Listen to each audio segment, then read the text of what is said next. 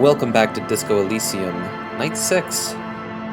It's been a while since I played. I'm gonna be honest, it's been over a week. So I think there's gonna be some catching up to do once we get in here. Remembering where we are and all of that. So let's just do it. Who cares?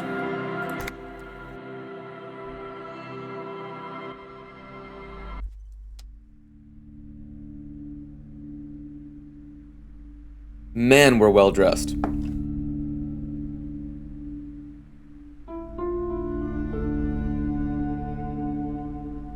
God, how beautiful is this art style?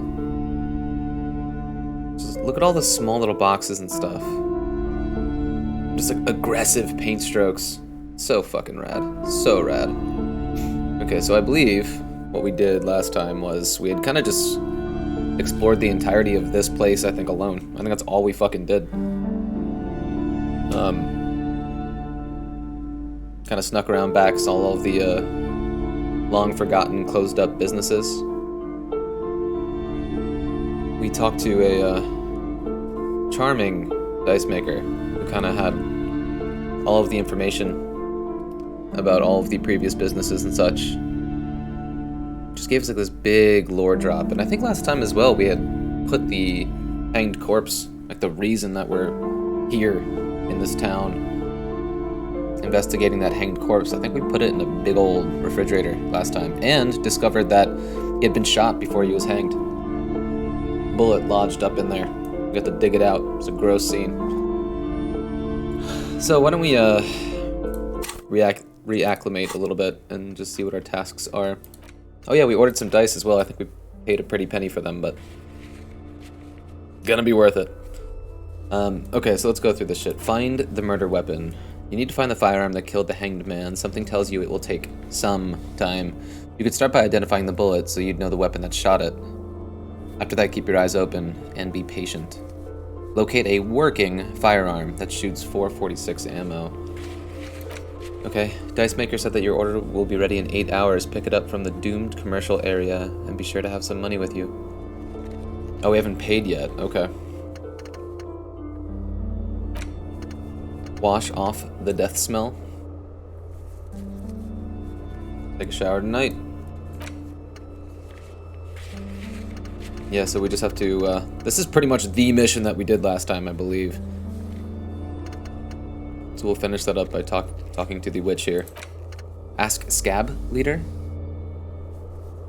The so-called Scab Leader at the harbor gates. It won't count as one of the people informing you about the tattoos, but could be interesting. Okay. Confront the Hardy Boys, that's right. We know that, the woman that has been carting drugs into Terminal B was also present with the Hardy Boys at the lynching. So there's some connection there. The specifics we're unsure of. Find our goddamn bird. I think we just have to buy a book up there or something. Did we buy it already? We'll check our inventory after this.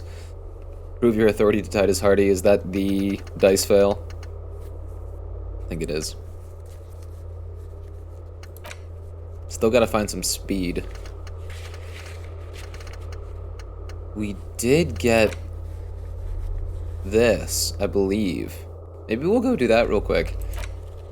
This is gonna be tomorrow, smoker on the balcony at 21. What time is it? What time is it right now? Oh, stop this.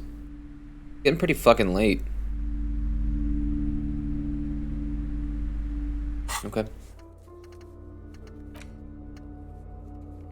Ooh.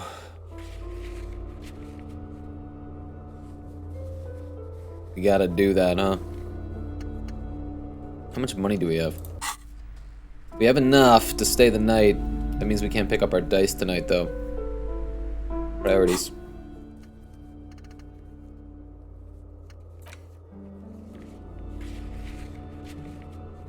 Not doing this until we get our fucking boots. This one. Still gotta get to Everett Clare. I think that is what I definitely want to get to tonight. which means us either allying with or taking down the supremacist, or making a leap for a coat.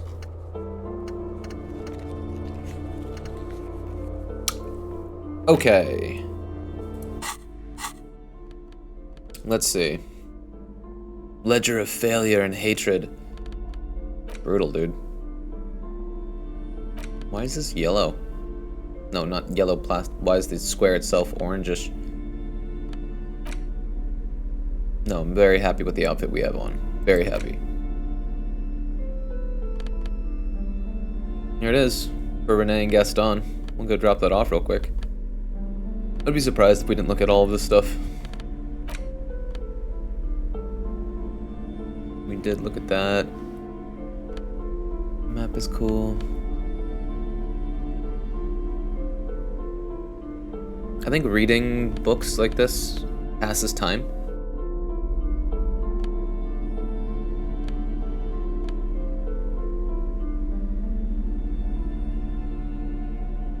I think we did that last time too. And came to the conclusion that we should probably talk to Roy, I think, about this rifle that we found as well. Where is it? This one? Okay, things to do. But first things first.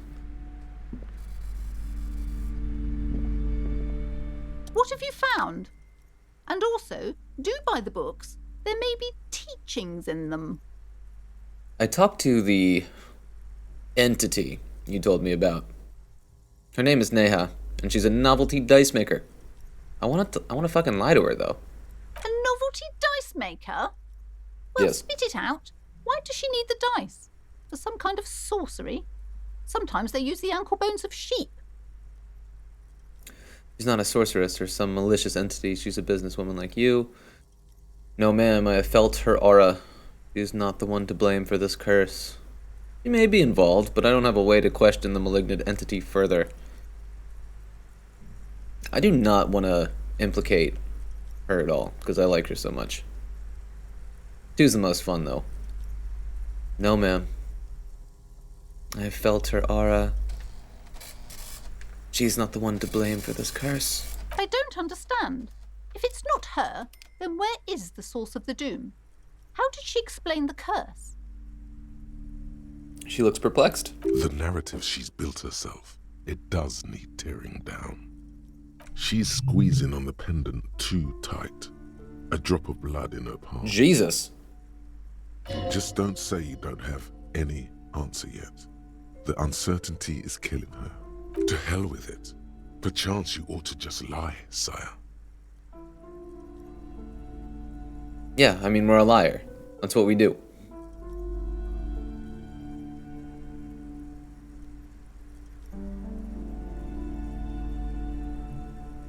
I wonder how Kim's gonna feel about this, though. Yeah, we gotta lie. We gotta lie. It's too fun. The source is in the taxidermist shop. He became involved in arts darker than taxidermy and brought the void spirits down upon this place. Oh, how horrid! I knew something wasn't right about that place. Tell me, did you find a way to break the curse? Yeah, I despooked it. The curse is definitely gone. What does that mean? Are you certain? Oh, but who am I to question your methods? She looks at you with sudden admiration. All that matters is that the energies are retreating. I can already feel the curse lifting. God, these It people. will be a long These time types of until people. we're fully free of it, of course. But still. All it takes is a single placebo to have their entire life philosophy crumble before them. Kind of delicious to see, in some sadistic kind of way. Truly, you've brought a better psycho-emanation to this humble bookstore. New skill point. And that's no small achievement. Man, I wish I had heard her pronounce that fucking word. You've brought a better psycho emanation. You probably could have just hyphenated that. Or something. The fuck do I know? She so badly wants this to be over. She would have believed That's exactly anything. right. You nailed it there, drama. It will only last a day or two. A week tops. Then her mood will sour and she will feel the curse. Not my problem. We're gonna be out of Martinez by then. All right then. All's well that ends well. Should we return to our ordinary lives? Yeah, we should. Farewell for now, book peddler. I don't want to interrupt her while she's doing her shit. So why don't we pop by Renee and Gaston real quick and give them their bull back. What's up, dude? Man from Hemendal and the Wildfire. Whatever, dude. Whatever. Ooh, man, what's up with this creepy ambience real quick? Gentlemen? We are still waiting for a replacement for the bull you sent sinking. Oh, we're gonna do both of them. Is there anything you can tell me about this rifle? It's a Bell McGrave. 4.46 caliber. Breech loading. Revachol made. Good weapon. Accurate and reliable. His moves are quick and precise as he first checks the weapon, then aims it at the sea. This man knows firearms intimately. Sexy. This one's inoperable. The bolt spring is missing and the mechanism is jammed shut. Still a beauty. He adds, handing the rifle back. Where did you find her?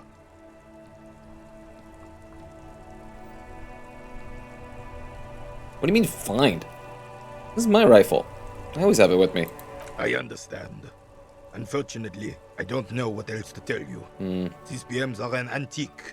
No one uses them anymore. The ammunition is impossible to find. Found you guys a new bull. What is this? Are you mocking us? This isn't for pétanque. What? Now, no need to get angry again, René. I'm sure the officer tried his best. It's not like there's a bull kiosk here in Martinez. Exactly. I really did try. Trying is worth as much as is accomplished.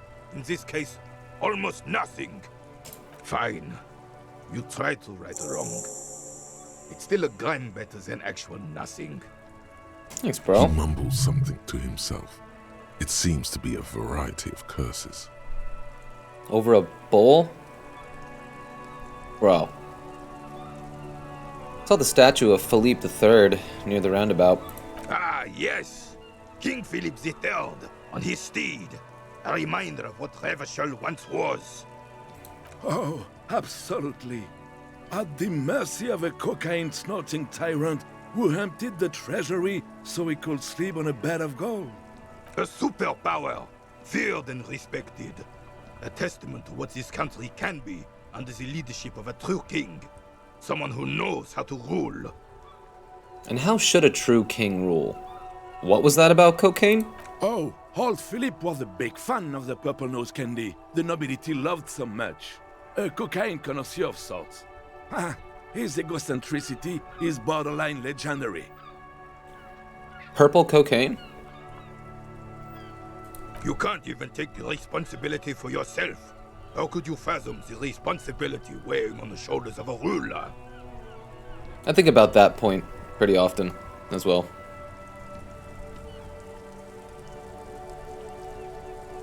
It's tough because we all live incredibly stressful and annoying lives in many ways.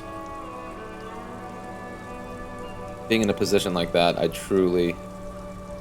can't even imagine what goes through your head. You know, you're still processing reality one moment at a time, just like the rest of us are. Except it's kind of like just painted over with this responsibility that I can't imagine. A performative responsibility. For at least 98% of rulers, at least in the real world. So much of it is performative and optics, as opposed to genuine compassion for your people, but at least for the best of them, I trust it's a pretty crazy weight on the psychology. That's why the Philippian kings use cocaine for clarity of vision, to aid in their work. Regnum cocainum, Revachol's finest years. You know, there's a world right now where we're talking about caffeine. You know, like the president having a morning cup of coffee because it keeps him sharp or whatever. Cocaine may seem like a pretty extreme example, but kind of the same thing. It's a series of degrees, I suppose. Of course. Clarity of vision. Awareness. Philippe III was even brought into this world with the help of cocaine. The court made him administer the dose to his mother when she was in labor, and it is well known that with the help of cocaine, only the purest, of course, he was able to connect with higher realms. They talk about coke like it's fucking a psychedelic. He's just I've done that a couple of times in excuses this for the game. king's habits, isn't he? I drink alcohol and go to heaven.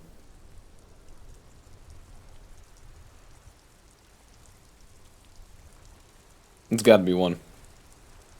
Please, officer, don't encourage him. Do spare us the cocaine fairy tales. The RCM isn't interested in them. Yes, indeed. We're not here to investigate the drug trade of centuries past. How should a true king rule? Decisively, without fear of offending the sensibilities of the frail and weak-minded among his subjects. This is something the insurgents never understood. There's a yesness in there and a no-ness in there, for sure. Even the more frail and fragile constituents of yours.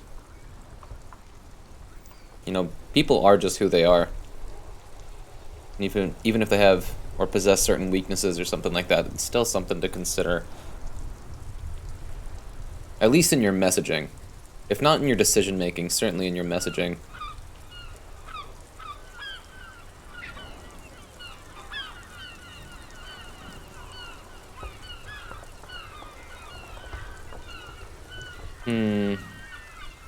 Both of these are incomplete, for sure.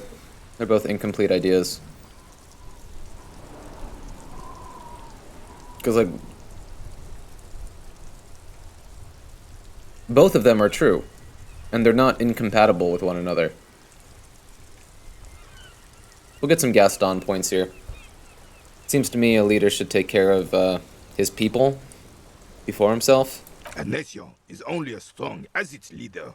That's why it was such madness to try to... Don't get started on that again. What happened, happened. There's some weariness in his voice now.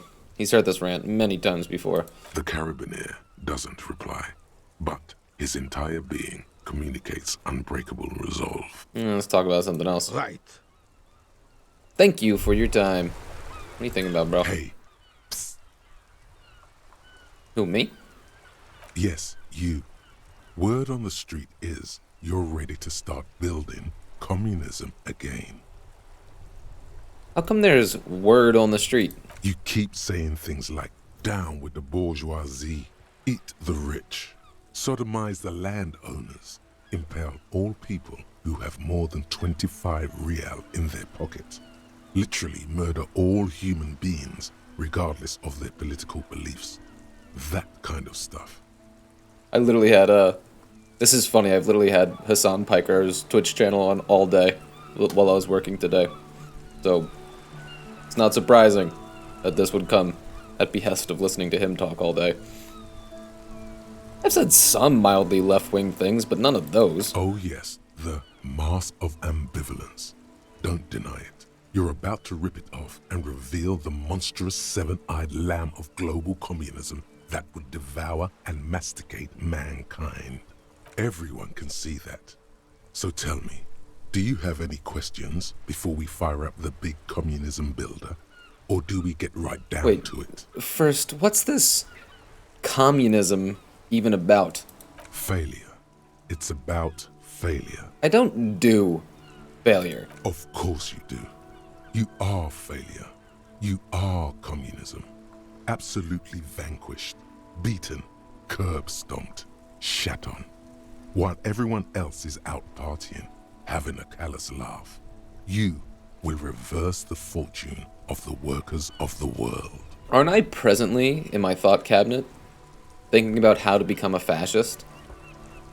You alone, against every living thing, against every human alive. 800 trillion real in the hands of an impossibly well-organized ruling class. Towering city blocks of bankmen who have the ears of prime ministers. Million-headed armies of nations and the love of your own mother.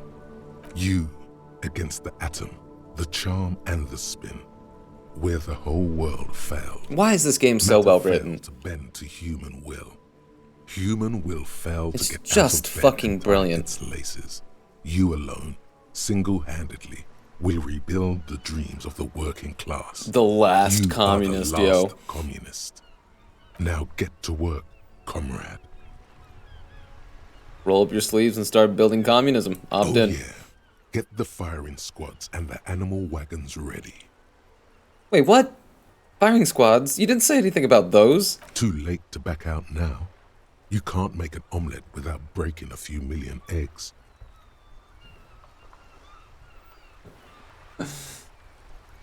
Roll your sleeves up further, and breathe in the pristine air. Mazovian something. Yeah, I'm literally thinking about how to become a fascist right now, and then next up we'll do communism. People think communism was some crazy idea that had its comeuppance 40 years ago, a fever that shook the world, never to return again. They were right. Until he woke up today, a spiritual corpse responsive only to the call of Commodore Red, prostitutes, and crass Matsov. For him, communism is still a thing. He will single-handedly raise the commune of O2 from the oceanic trench where it has been resting, covered in ghosts and seaweed. He is the big communism builder. Come, witness his attempt to rebuild communism in the year 51. Beautiful. Beautiful. Okay, so we have 2 skill points. Not sure what to use them on. Why don't we take a little trip down to Roy, see if he has anything to say about this gun of ours, and then we'll try to talk to Everett Clare. Talk to some more fucking communists. He's the communist, right?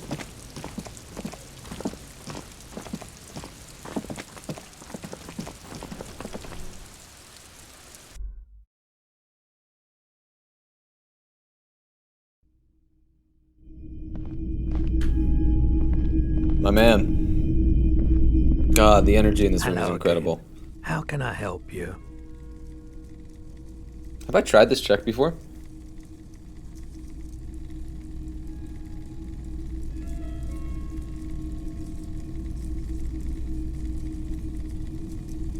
Should I try it? I mean, 58. Fuck it.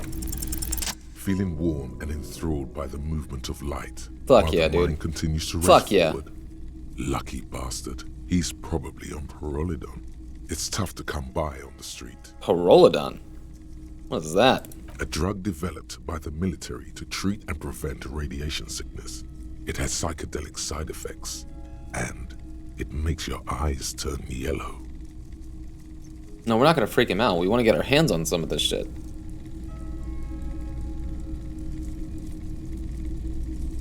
Just me, or is it really warm in here? I try to keep the shop at a comfortable temperature. It's pretty obvious that you're under the influence, sir. Oh man, 3 is so fun.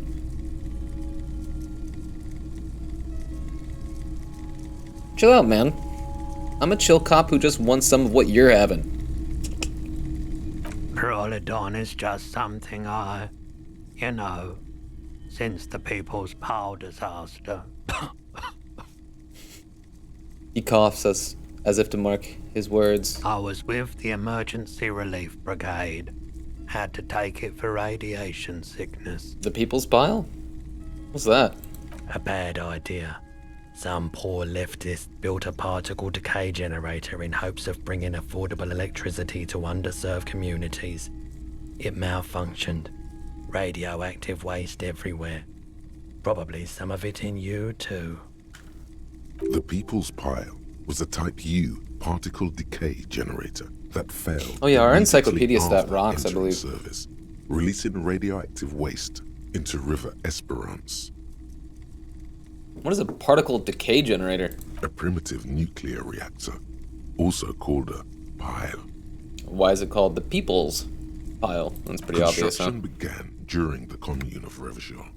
The people continued work on it after the Commune fell, They wanted a cheap source of energy for Revachol West. That's pretty much what he just said. Needless to say, things didn't work out. Why did it fail?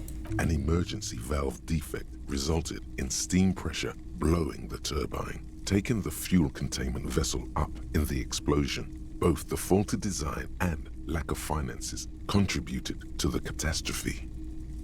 Tell me more about this emergency relief brigade you were a part of.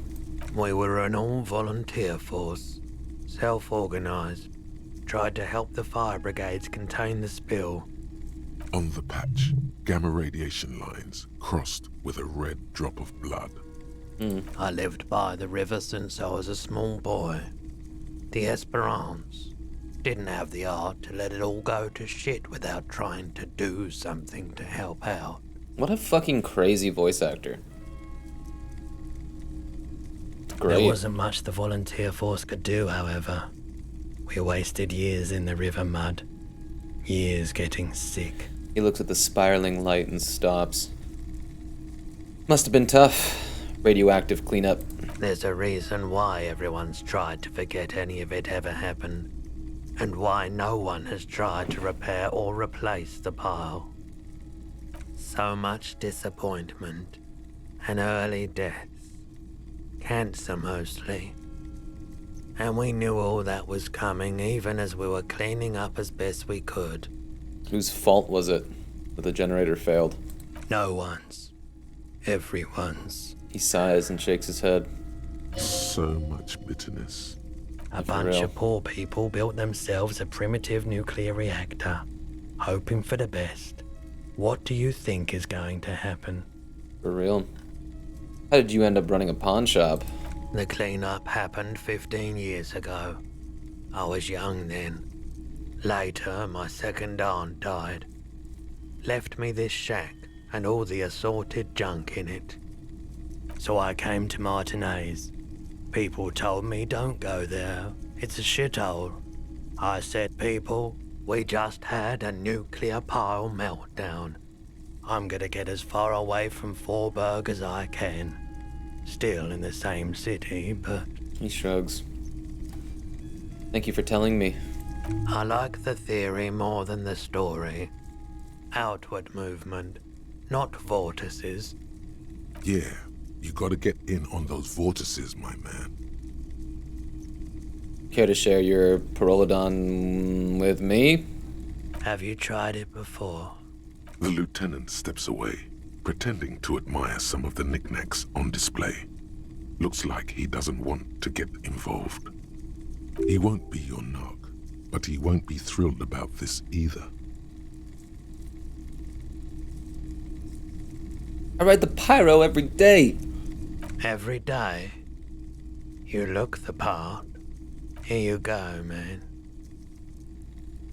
He presents a large cap-shaped object on the palm of his hand. Very odd looking. Thanks, man. Of course.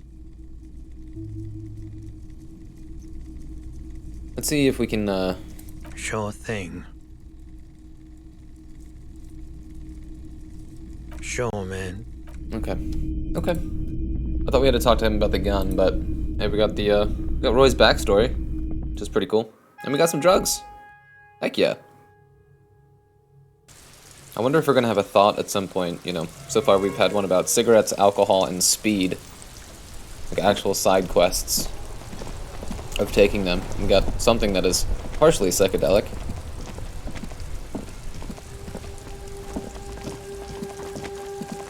But something we should probably only take if we have some fucking time to kill.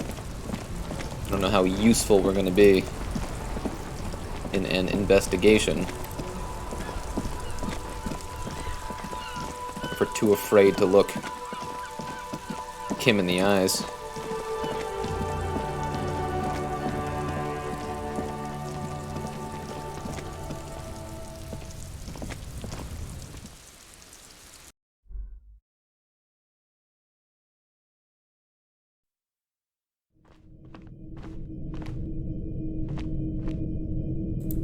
Go. Should put on some fucking chapstick.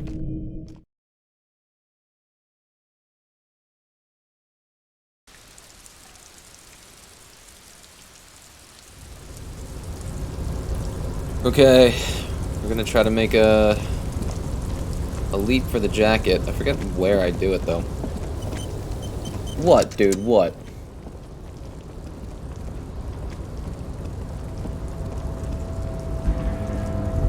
Looks like someone left his tarpaulin cloak hanging on the railing here. When the wind ruffles the cloak, you can most definitely see a white rectangle on You its back. son of a gun! It's a cop's cloak. Yes, it's probably yours. Yes. It bears the RCM insignia, and you have a habit of being careless with your equipment. He judges the drop. You could probably make the jump. You look like you've done some tracking. 28%.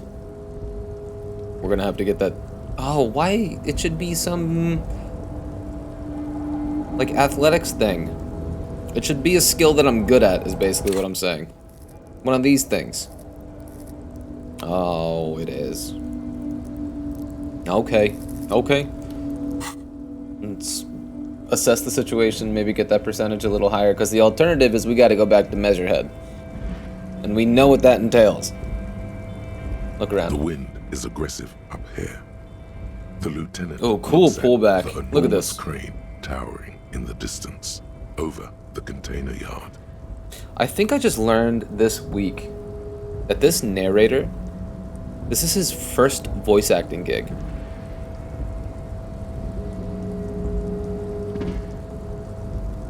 If that's true. But can you fucking imagine? This is your first gig, and you whip that shit out? That machine is a Kowalski. Makes no sense to me. 1020 HK.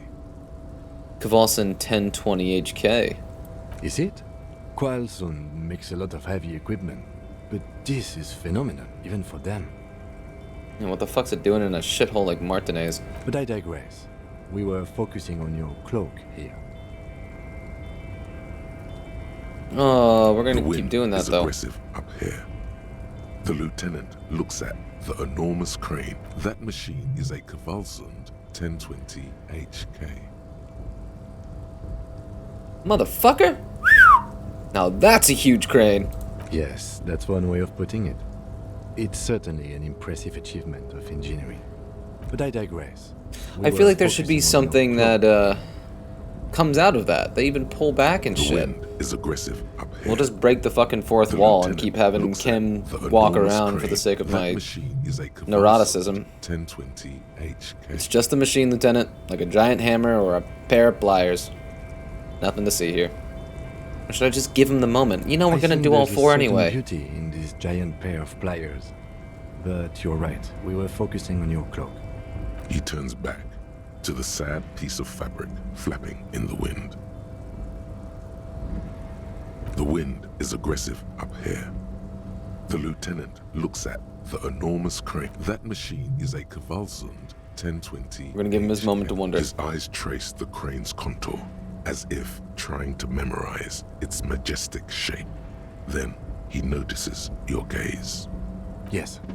We were in the middle of something. Your cloak. Okay, exhausted.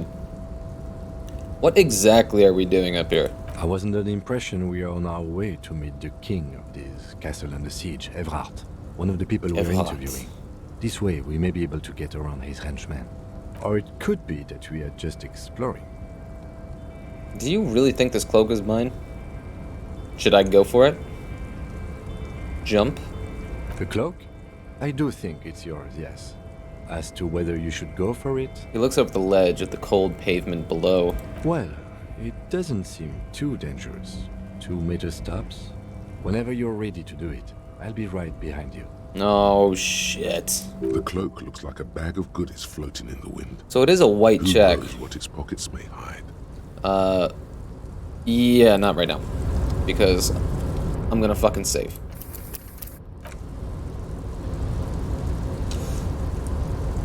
And then we're gonna go for it. If we don't get it, we'll put a point into Solway Fair or whatever the fuck. We'll try it again, and if we still fail, we'll go the Measurehead route. Do I have any healing items? I won't, like, I would only assume if I, like, land on the concrete below, I might get got.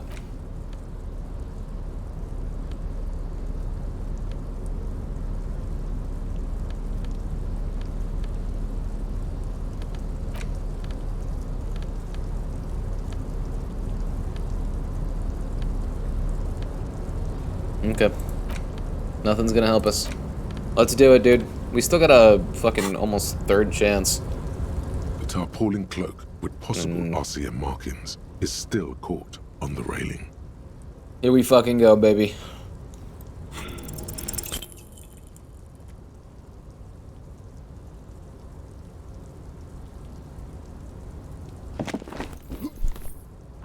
Alright, I just tripped him out a little bit. No, no. That's still too high. What were you thinking? You're not a gymnast. You're a boxer. And you've climbed way too high up here. What are you reading right now? You could have died there. Whoa! Shit. I'm failing you. This wasn't part of our deal. Don't give me a third. Hey, what happened? He sounds genuinely worried. Alright, Kim. I just can't do it right now, okay? I understand. We can always come back when you are feeling better. Okay, let's go get my morale up a little bit. Because we should just take care of this, you know? Because I think the alternative is us, you know, kicking Measurehead in the fucking dick. And I'm an even worse physical instrument than I am with Motorix, whatever. And also we should, check when we have to meet up with the, smoker. So I think that's sooner rather than later, right? 2100? Okay, we got 2 hours. Enough time to go talk to Everard.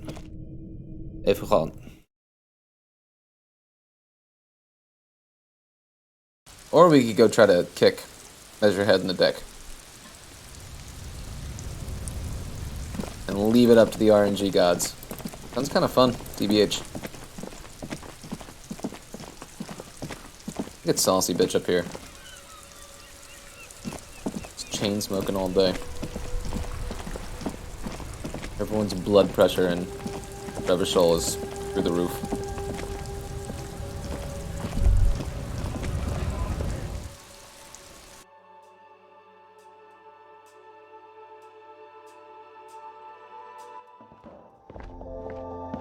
Man, can't believe that took 2 morale. It sucks. The tear machine stands in the corner. A sign says, 1 bottle. Oh, okay. What do I do here? I need A health or small morale. cabinet on the wall is filled with various medicine bottles, nasal sprays, and blister packs. They all bear the Saint Baptiste Pharmaceutics logo. Wait, buying 3 magnesium is still... No. I'm dumb at math. Okay, here. I hope Saint Baptiste makes you feel better. Okay, here. I hope Saint Baptiste... One of my favorite characters in the game is this bitch. She's so great. Should we go try to kick Measurehead in the dick? Like, I wonder if we do that... Because, like, here's the thing. I think we only have 3, at least as far as I remember / we have found out so far in this playthrough. There's only 3 ways to get to Claire Everhart. And that is to either ally with the supremacist and agree to his insane racial theories, kick him in the dick, or make that jump. Maybe I should buy... How many skill points do we have?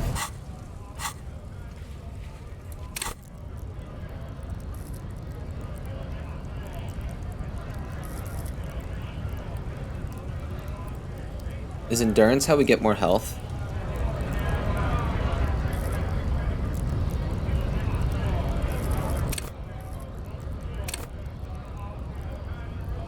God, man. Our physique fucking sucks. Let's go talk to Measurehead and see what the skill is. Can you run though, bro? Think I got time for this shit?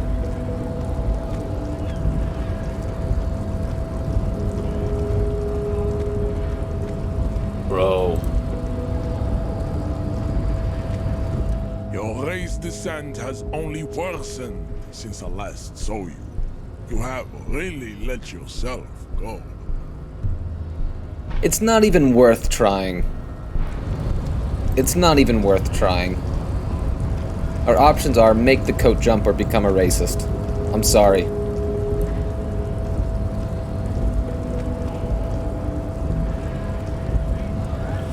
So why don't we, I mean, we got full morale.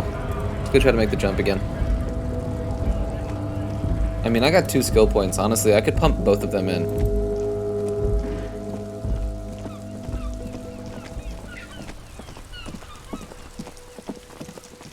We'll see. We'll pump the one in. Unlock another shot. See what the percentage is.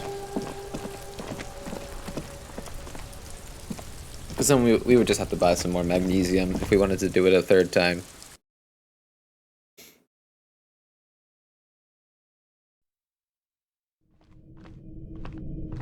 We'll see.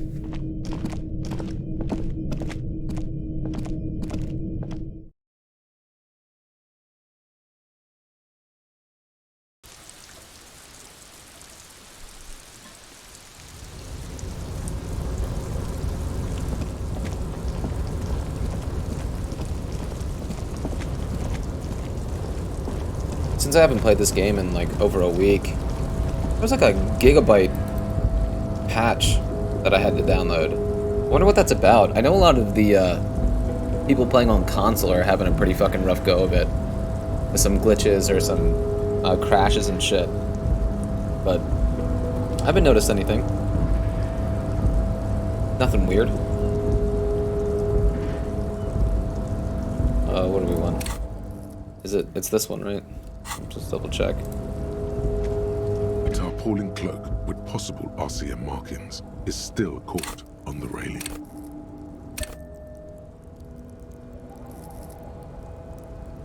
But I have plenty of fucking skill points left.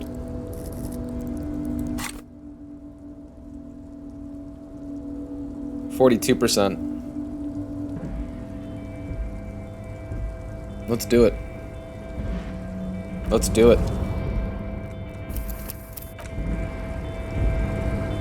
Tarpaulin cloak with possible RCM markings is still caught on the Why railing. is Measurehead's profile picture here?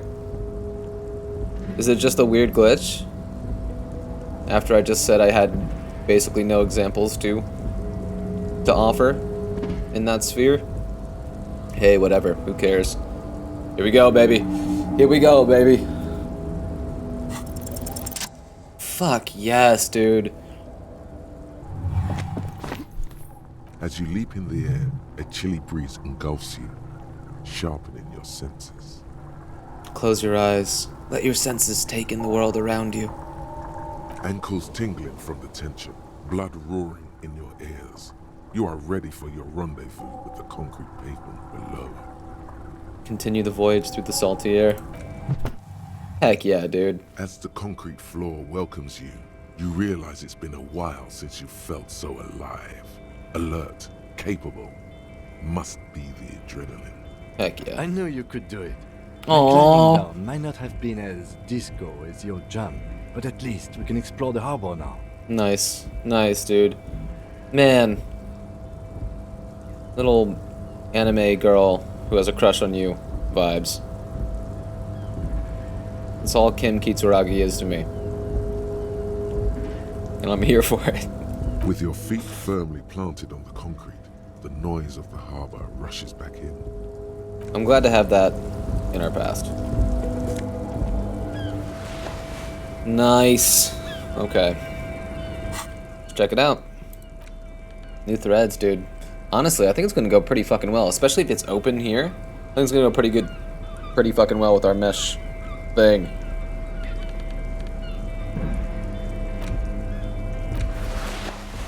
Dude, looking dark.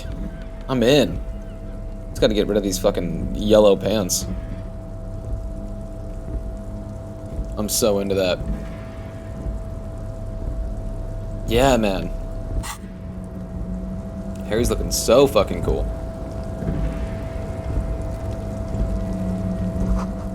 Collecting green water. Okay. I think we should go in here because I believe we can unlock this door so that we can continue doing this. These fucking sound effects, they're wild. Heck yeah. Lots of shit to interact with, huh?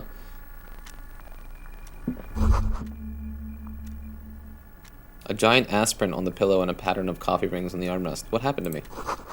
Someone is habitually chilling next to the radio.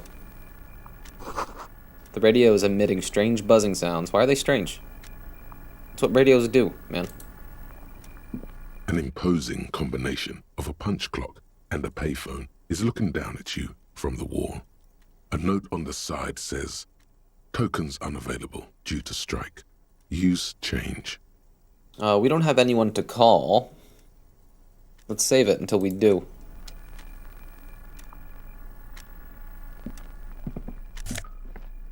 Yeah, we want it. We want it, dude. Book La Fumée, Volume 1, Number 4. This is mine now. Someone left the coffee machine on. A standard office file cabinet. The drawers seem to be locked. This is a Dewey typewriter. The model name is on the back.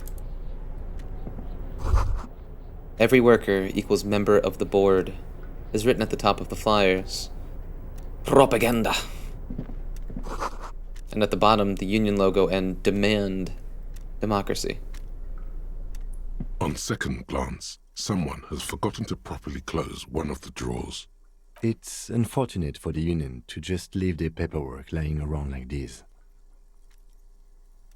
Open the drawer. The drawer opens smoothly.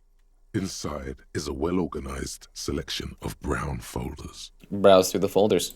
Hundreds of documents containing logistical data. Two kinds of transactions stand out. Materials coming into Revachol from the outside world, from Muindi, Grad, and even Ilmara. And the same materials being handed over to companies inside Revachol. Kuron, Coal City, La Delta, and Jamrock are listed among the many districts where the imports are being sold. Anything interesting? It's hard to make sense of this thicket of company names, dates, quantities, and percentages. You try to focus, but the lines are getting blurry. Force yourself to go through the folders. 58%. 58.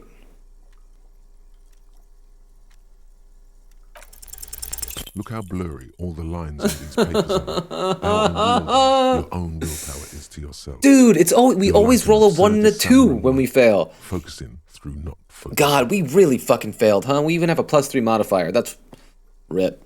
Rip. Sorry, I didn't hear this at all.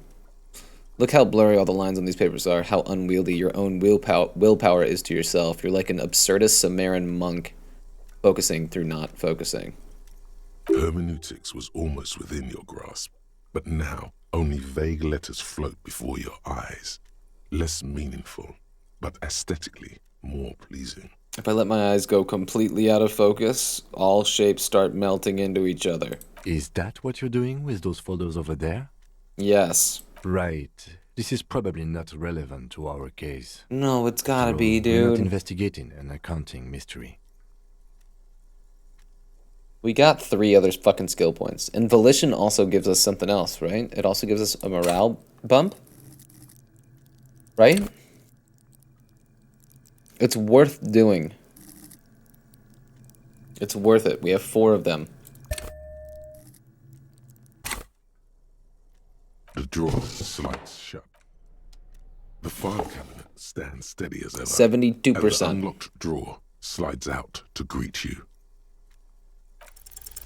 Whatever's hidden here Thank is hidden fucking well. God. Concentration isn't enough. Only a trained accountant with a background in logistics would be able to really make sense of it. However, there is a little handwritten note stuck on the side of the drawer. Look at the note. It appears to be a to-do list written in large, uneven capital letters. Remember, Leo, Everard's shoes, special whirling borscht, water Everard's plants, sweep office floor, more banners. Okay, so this is Everett's assistant or something? All items on the list have been crossed out, and the note itself is crumpled. Look, Kim. A to-do note with a list of errands for Everett. Everard Clare, probably. the head of the Debarders Union. One of his aides must have left it. Nothing incriminating here. The special borscht seems a bit odd in the list. Remember, Leo, Everart's shoes. Special whirling borscht. Water Everart's plants. Sweep office floor. More banners. Maybe we should talk to, what's his name? Garth? All items on the list have been crossed out. Or and his the note chef? itself is crumpled. The drawer slides. Gotta be something. Gotta be something. There's no way this game, you know, put that in there for nothing. What? Nice. I love these little postcards.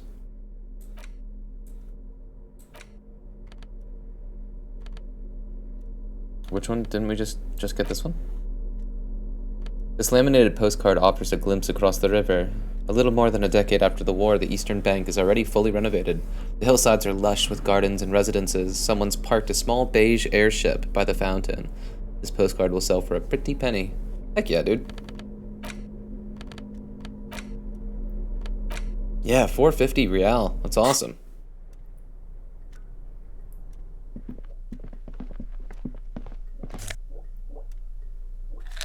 Always take those.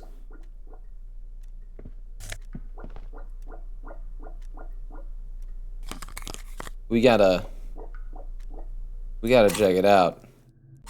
We gotta check it out, though. Let's see that fucking face, bruv. Hard to tell under the hat.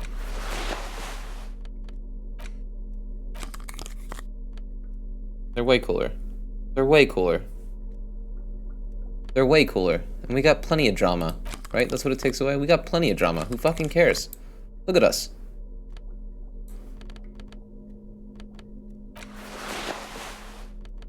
Nah, this hat makes us look fucking so much freakier.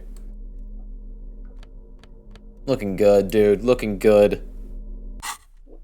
Okay, so I think before we head up and around, we should unlock this door or something. Without a pass card. Okay, so we gotta find a pass card. Maybe I will use this. It's only 10 real. The already familiar the machine swallows your coin and seems to be waiting for your next move. Let your muscle memory dial a random number.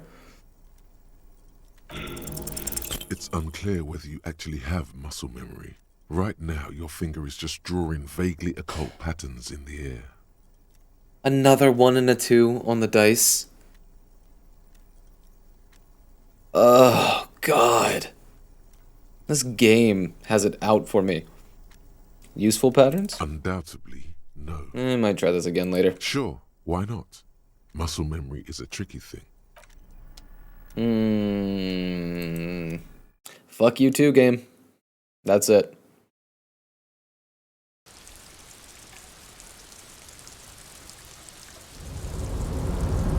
Alright, let's roll. Run though, bro. Come on. Guess we'll look around as we go. Wait. Great machines and quiescence. Quiescence is what bugs do instead of sleep. White pine trees are printed onto the screen covering. Looks like a forest under Mel, or whatever it said. Where are you going to see that one? You're going so fast. What the fuck? What the fuck? Sprinted there, shit. A composite eye of halogen lights watching you, emitting a low buzz. You see faded industrial lettering on the platform. Convulsant. Word.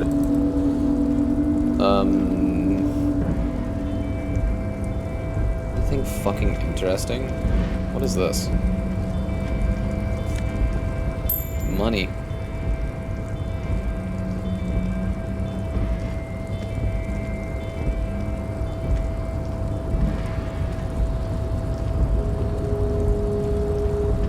A rusting control panel with several knobs. 2 buttons marked Marsh and Arrête are faded with use. It seems to control the large crane above. A container is attached to its hook block. Allumer on, étendre off. With Block a it. loud grind, the crane shifts overhead, moving a massive metal container through the air.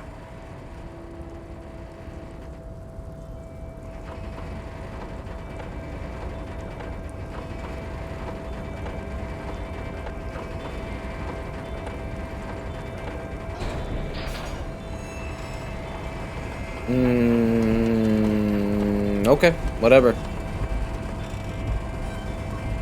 Seems stable. And with a surprisingly quiet thunk, the crane places the container down. The harbor sleeps as the strike rages in the distance. The crane can rest again, now that its purpose has been fulfilled. Its purpose? What do you mean? Moving this container, of course. For this purpose it was built. For this purpose it has acted. And now it will rest. I can't see how that was worth the wreckers. He looks at the Except crate. for seeing the crane in action, which I admit was satisfying. Let's go interact with it before we press the other one. Before you stands a cargo container. Just one of many in the yard. Lieutenant, I think there's something special about this container. You do? Because I don't. Why not? There are a million containers here. Why are you fixating on this one? I don't know, Kim. It just feels special. Maybe there's contraband in there. There may very well be, but we are not here to look for that. We are not here to interact with containers. We are here to interview the Union boss. Knock on the door. No reply. The knock produces a hollow ring of metal. Doesn't sound like there's anything inside the container. We open the door. You attempt to turn the handle, to no avail. The We can doors take care of seem that. to be mechanically locked. Oh, To your mechanically left, locked. The lieutenant considers your actions with some puzzlement.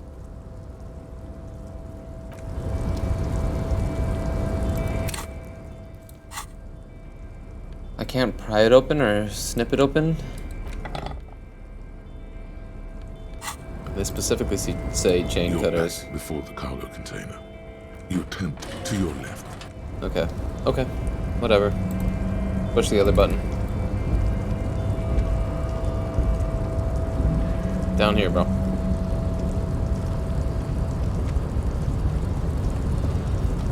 A rusting control panel with several knobs. The words Marsh and the crane does not return to its original position. Okay. So we have to find a way to get in there. I guess. Unless it's just simply a piece of the environment, you know? What? The shipyard ahead is oddly quiet. The great machines are sleeping. Oh, come on. I feel like your dumb gigabyte update made more shit get fucked. Nice, dude. Look at these fucking gloves. The musk of oil and rust comes from the chasm in front of you. It smells like blood. Bro, we're getting like a full fucking... Dude, complete outfit change. Season 2 outfit, bro. I don't even care what stats it are. What stats it are? What stats it has? Get some real here.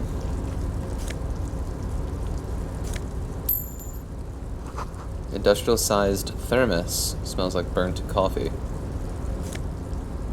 Heck yeah. Gentlemen.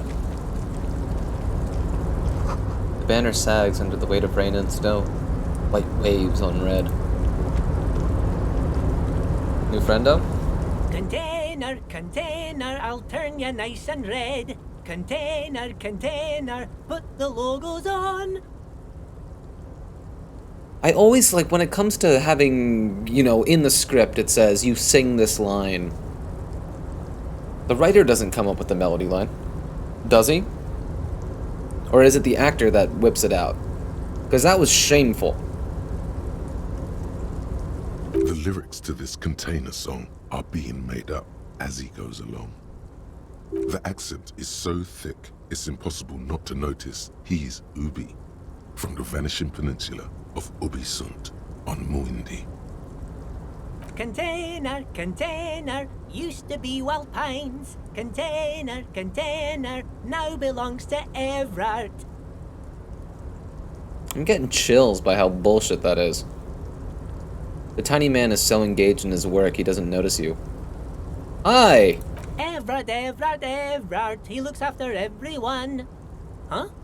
Well, hey there. He smiles. How can I help you, mister? I see you are not a union man, mister. Did you get lost? You're not one of them scabs, are you?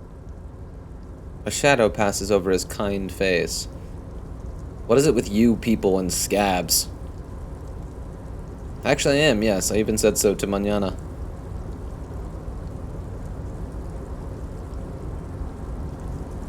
Oh, one's gonna give us more lore. I mean, I don't personally mind. Folks is just folks, you know, and folks gotta eat. He doesn't seem to be waiting for you to answer. Just some of the other guys don't look too kindly on the scabbing kind, if you know what I mean, mister. You're Ubi, right? Oh, yes. Born and raised in Ariash, mister. Mum had to leave my dad after he got a bit violent. Took us here to the new world. I was about 10 then. Too old to lose my accent then. People say us Ubis are up to all sorts of trouble with sheep and other animals and whatnot. I just want you to know there was never any of that where I come from. No, sir. Those are just nasty rumors. Thank you for clarifying that, sir. What are you doing with the containers? Oh, I'm just making some covers for them containers here. Yes, I am. Yes, I am. So it's easier for the crane operators to spot them. He waves at the containers towering behind him. Alright, it's one and done. I feel no confidence with the 58%. Everything is so pretty and Who fucking cares, dude? You and Leo Who fucking cares? are brothers as you glance around with similar childlike wonder. Wow, red is so much prettier than drabbled green. Sure is, mister. Sure is. Really livens up the place. Yes, it does. Yes, it does.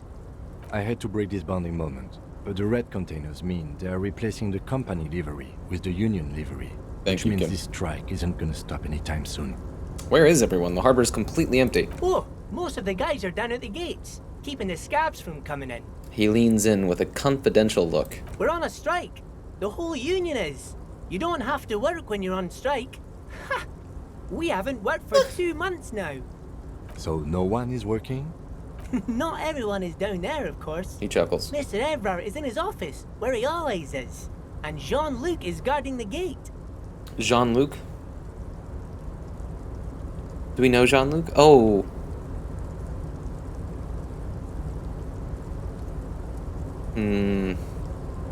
I think I remember talking to him. But Titus and his boys got into some drunken trouble and Everard sent them on a nice vacation.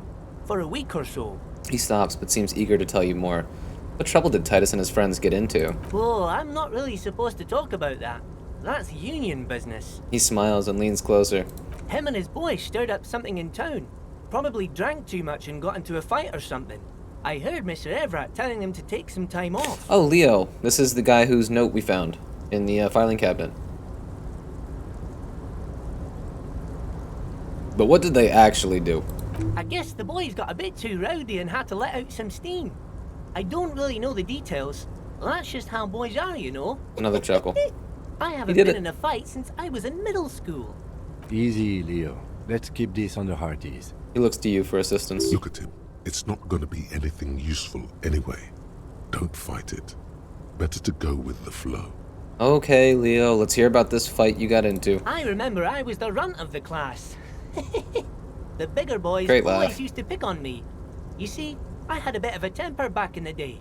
Flew off the handle like nobody's business. But Mr. Everett and his brother always came to help. Once they beat old Noel Becker so bad he needed stitches on his head. He chuckles again. Noel never started another fight with anyone after this. Mr. Everett and Mr. Edgar are real nice guys, mister. You should go talk to Mr. Everett. I intend to. I'm sure you'll be good friends. He's friends with everyone around here. Do you work here? Yes, yes. Everybody needs a job, and this is mine. I'm Leonard, by the way. Leonard Bellick. But everyone calls me Leo. The little man raises his hand in a welcoming gesture. I'm like Mr. Everett's right-hand man when Mr. Edgar is out of town, and Mr. Edgar's right-hand man when Mr. Everett is away. Actually, Miss Beaufort is the right-hand man, but she's a lady. Do we know her? Miss Beaufort? Who is this, Miss Beaufort? Lieutenant looks up at Leo. A real pretty lady with a skin like those Douai Sucre candy bars my missus likes so much. Them are real nice to suckle on once the dinner is done and me and the missus sit down beside the radio. But I can't listen to the radio all the time. There's so much to do around here and I'm always busy keeping things running here. Yes I am, yes I am. Hold on, who's this Miss Beaufort you fucking mentioned, bro? Oh, Lizzie. She is a real sharp tool. Mr. Everett put her through some fancy school and everything, east of the river. 4 years she was gone, and when she came back, she was all fancy and lawyerly. Lawyerly. Lawyerly. Get that one in your mouth. Lawyerly. Damn. I guess it's better than saying like lawyer-y. That requires a pause. Lawyer-y. But lawyerly, you can flow and piece together. Wonder how much the writer thought about that. He respects that word. That's obvious. Same, dude. But she's a real nice girl. Grew up in this here neighborhood. No one who grew up in everybody this and gets neighborhood is a along good with person. Everyone. Real pillar of the community one day, I'm sure. I'm gonna find this If me bitch. missus and me was to have a child, I'd be real happy if she turned out like her. But she can't have kids. Oh, Leo. Dr. Lemaitre said so, and she knows about such things. Been a doctor for almost 50 years, she has. He sighs and falls silent, watching you meekly with his blue eyes. Really making him a sympathetic character, huh? Law school? Could she be talking about the union fixer, aka the gardener? No way. Didn't we get her name? It is Elizabeth, I think. And he referred to her as Lizzie, I think. Okay, so this is the union fixer, the gardener, right? Looks like it. Cool. I'm not sure what a fixer is, but she is a real nice girl. Smart as a whip, too. I was charmed by her, originally. Little guy smiles, a disarming smile at you. Telling the disarming. gardener you know her name might throw her off. Perhaps something to consider later. Cool. Are you the Leo who wrote the note to make more banners? Oh, yes, yes. I leave all kinds of notes for myself. That old head of mine ain't so good at keeping things in no more. I feel ya, almost bro. forgot about the borscht. What was that about the borscht? Oh, yes. I've been taking special whirling borscht to the men every day since the strike started. It's boozy, right? It's gotta be boozy. It's very, very good. Makes a man feel so warm and happy. I feel like I could take on Mr. Renadan's boar dogs every time the lunch is done. And what do you mean by taking this soup to the men? Is it for the striking? Yes, yes. I'm taking it to them. The borscht keeps them happy and in fighting spirits. Makes you all warm inside. They brew it in the whirling in rags. Hold up, who makes it at the whirling? Oh, the whirling's cook. He makes it. Them is always talking with Mr. Manana in that weird language and laughing together. He doesn't speak what we speak. He's from Grad. Something is off about this borscht. I'm gonna look into it. Oh, sure, mister. Sure. You do that. Yes, sir. He didn't actually understand what you meant, and now he's just nodding along. Yeah. What's in that container over there? Point to the container suspended from the crane arm. Oh, that one. That should be empty as far as I know. Lots of containers here have nothing in them. They're just waiting to be loaded up. Told you. You have that small little W there, Kim. I'm looking for the leader of the Dockworkers Union. Oh, you want Mr. Everett then? Yeah, He's an that's awfully nice fellow, he is. Him and his brother are both nice fellows. They've lived their entire lives in this here neighborhood. He coughs, then continues immediately. Guys like Mr. Everett and Mr. Edgar, his brother, are real good guys. Made Martinez what it is today. Mr. Everett and Mr. Edgar and I went to the same school we did when we were boys. Easy now, Leo. I just want to know where I can find this man. Oh, Mr. Everett is usually in his office, of course. but you gotta be quick if you want to see him. He leaves around 10 p.m. Okay, I'm off then. Bye-bye now. He returns to his work. What a great character. So charming.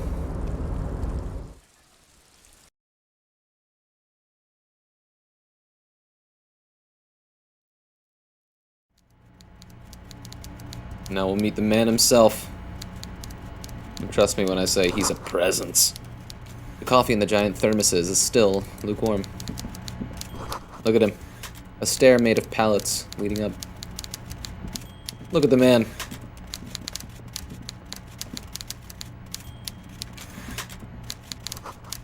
A taxidermy fish that tells time.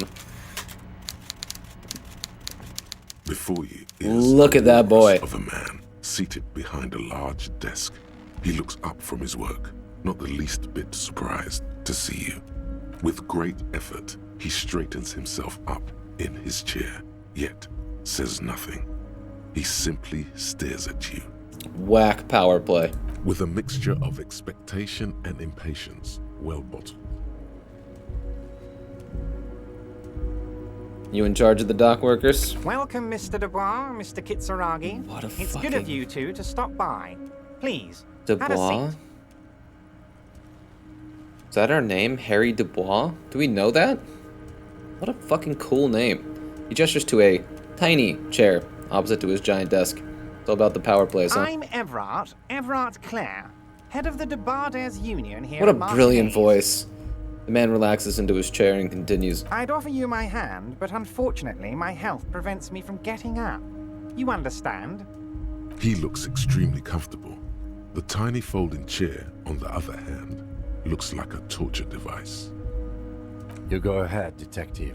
Lieutenant nods at you, then the chair. This game, a lot of its comedy comes from exaggeration and hyperbole. You know? The tiny folding chair, on the other hand, looks like a torture device. It's just a fucking chair, right? It's just a folding chair. Like, who cares?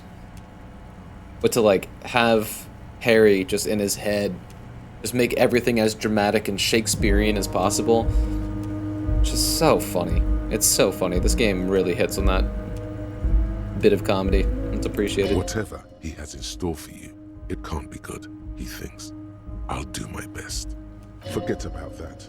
What's with this Dubois stuff? I was thinking the same You're shit. getting some seriously bad vibes from that name. Why are you calling me Mr. Dubois? Please, Mr. Dubois, let us converse in a civilized manner, as equals. Take a seat. I insist. Dude, I shouldn't give him. It's nothing. I shouldn't give it to Yes, him. That's probably right. It's nothing. Forget about it. Filter it out. I don't sit. Kind of my thing. Very well, Mr. Dubois. I respect a man. with Oh strong god, convictions. he flipped the... Just being okay with it flips the power again. It's a good move. It's a strong move. I, too, have convictions. One of which is that I will not engage with any man who won't face me at eye level. Should you find yourself more amenable in the future, I'd gladly resume our conversation. But Okay, until he's holding then, on. I'm afraid I must ask you to leave. He turns back to his You're no typewriter. Titan affiliation, buddy. He's got you in a fork. Sit down or leave. Fuck, dude. Missed it by 2. Alright, fuck Excellent, it. Mr. Dubois. I can see that you're a reasonable man, and reasonable men can be of great use to one another. Gives you a sly wink.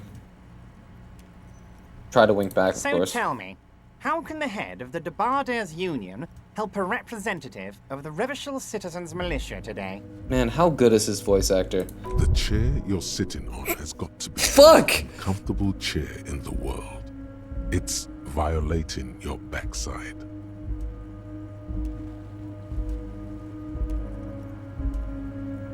I mean, hilarious. But now I'm freaked the fuck out, you know? Can I pump one? Into health? What is it, endurance?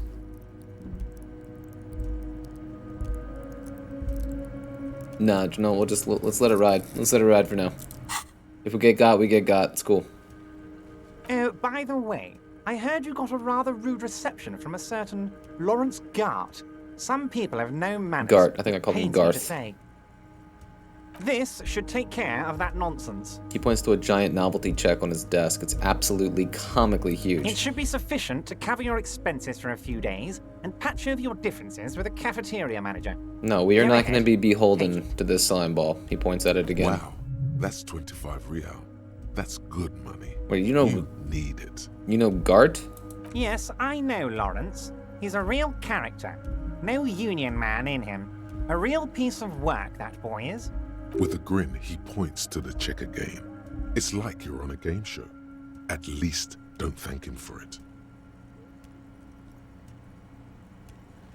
Oh, we got to do 4. We have to do 4. You can take that comically large check and shove it up your ass. Okay, okay. I respect a man with principles. No handouts, then. He crosses his arms on his ample midsection and sinks further into his chair. Now, I'd like to set your mind at ease about one other matter. Your lost gun. Let me assure you, Union people are on it. Unlike how much information he I've has got on my us. best hounds looking for that lost gun. His slug-like lips move. Ew, but what a good all you hear description is an for echo. ugly lips. Lost Slug-like. gun, lost gun, lost gun. The world is swallowed by a black hole of fear. Ain't that some shit, huh? Only 2 words escape its gravitational I'm pull. not going to survive this Lost conversation. I'm not going to. gun. I didn't hear that at all. The world is swallowed by a black hole of fear. Only 2 words escape its gravitational pull. Lost. And gun. When he said, "Don't worry," he actually meant, "Be very worried." 1 is the most fun. But keeping it cool, too, after my own brain just fucking hurt my own morale. I'm not worried. I got this. Are you all right, Harry? You say you got this, but you seem a little anxious to me. Don't be. Everything's going to be all right. It's always another really manipulative power play in the world. To tell other people how they're feeling, it does like trick your psychology into feeling a certain way. And then even if you just carry on with the narrative that that person is feeling a certain way, given enough time, the person just kind of like submits to it. It's kind of fucked up. It's super fucked up. It's not like you left it loaded. You didn't lose a loaded gun. Local children aren't out there playing with it right now, pointing it into their own mouths. It's in a Dark safe image, bro. place. What the fuck? I just know it. I have a feeling everything's going to be He has all it, right. doesn't he? It was loaded. There were 2 bullets in it. You always Fuck keep at this least chair, 2 dude. barrels loaded. Oh my god. Kim, Officer, we will deal with this later. We don't need Mr. Clare's help with this. I like just babbling, like, you know, like a child to their parent. Kim. I wouldn't be so sure about that. Oh, we have to try it. Dude, is this gonna fuck another one of my morale up?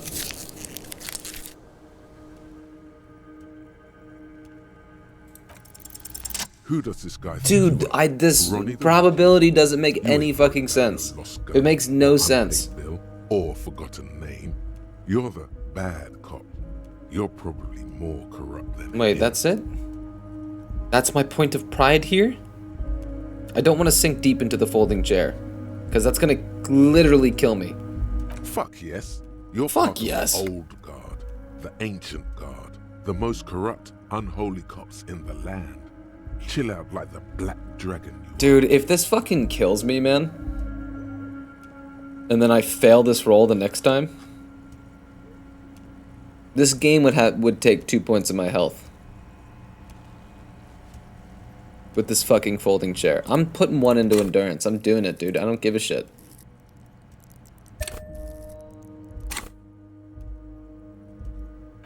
The fat man does the same, sinking deeper into his chair than one would think is physically possible. He seems to be enjoying your little display. Good. Now lean in with some corruption. Listen, Everard, pal. We both know what makes the wheels of the world turn. That we do, Harry. Let them say what they will about you and me. We're both born fighters. This fighter could have used a more comfortable chair. I do want you to feel at home, Harry, truly. but you'll have to excuse the humble accommodations. That's it. Now kick back and add a final flourish for dignity.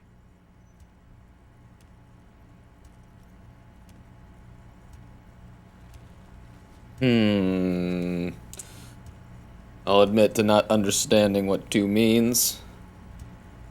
And 3's a weird turn.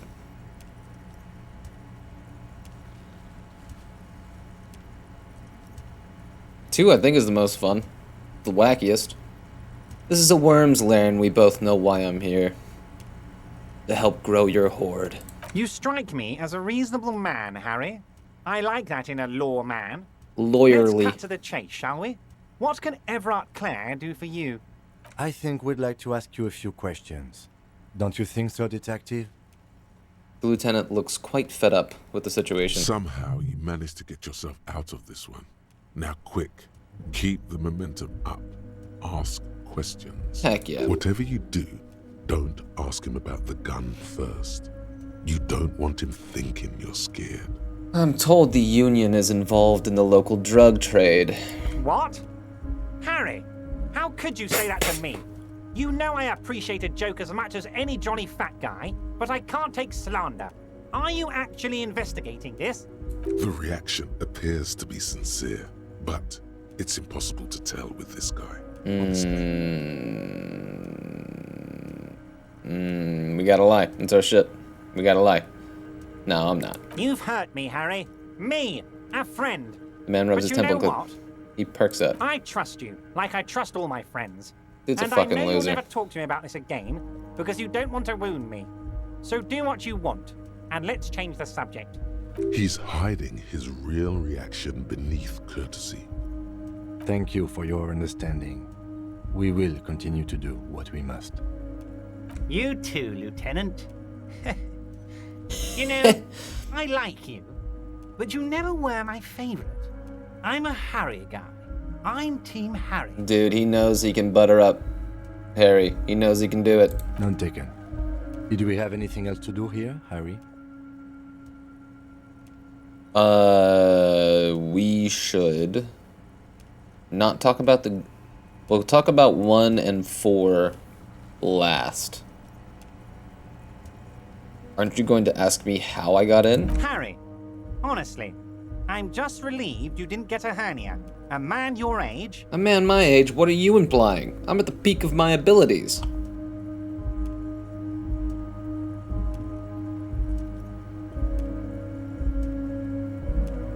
Five is fucking hilarious.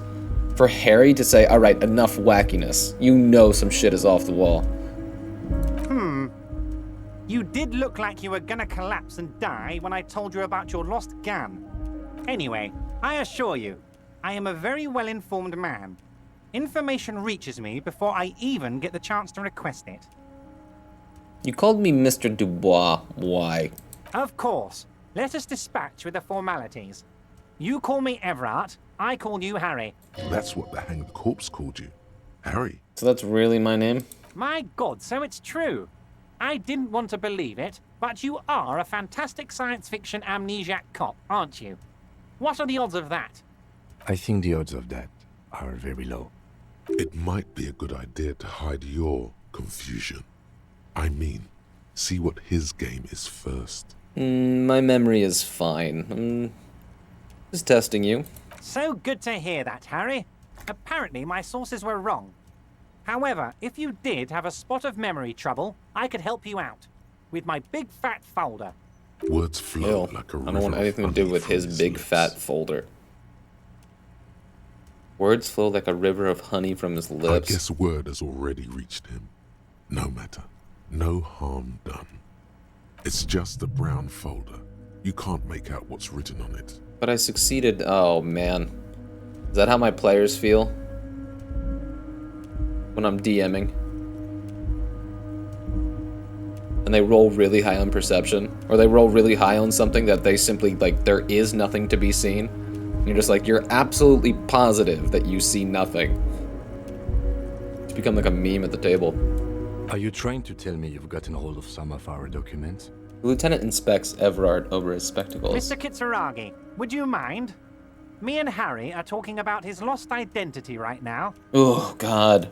Don't just jump to the folder. That's not smart. Shows you're on the edge. Do some probing first. Okay.